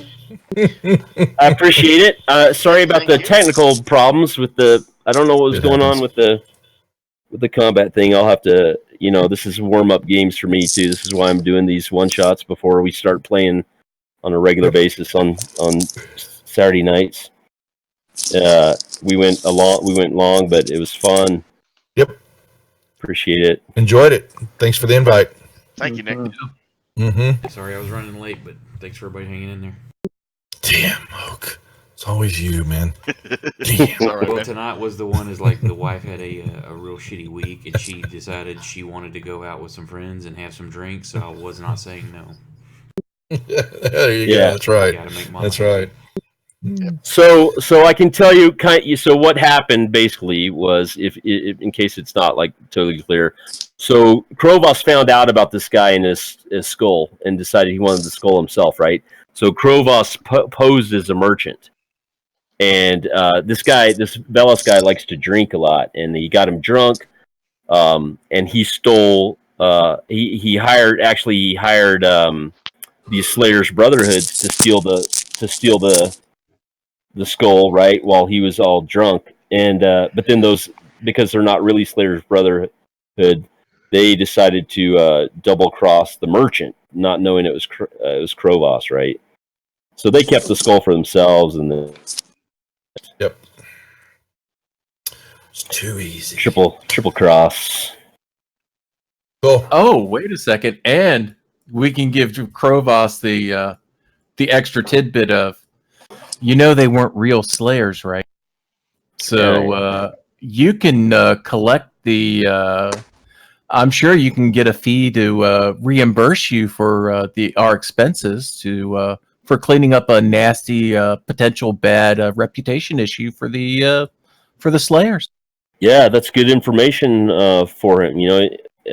Information is valuable too, right? That's good information for him. He can probably leverage that somehow with the Slayer's Brotherhood. So he appreciates that. I'm sure he does. So maybe he'll hire you guys again. Well, You did good work. I'm off Yep. the bat. Are we still on? We're still streaming? Yeah, I'll Yep. turn it off. Unless somebody's got anything they want to shout out or cover. No. Thanks for watching, everybody. Whoever's left. Me and one other person, one of y'all in here. All right, gents. Yep. Yep. It was Everybody, fun. that was fun. Have a good night. It was good to be.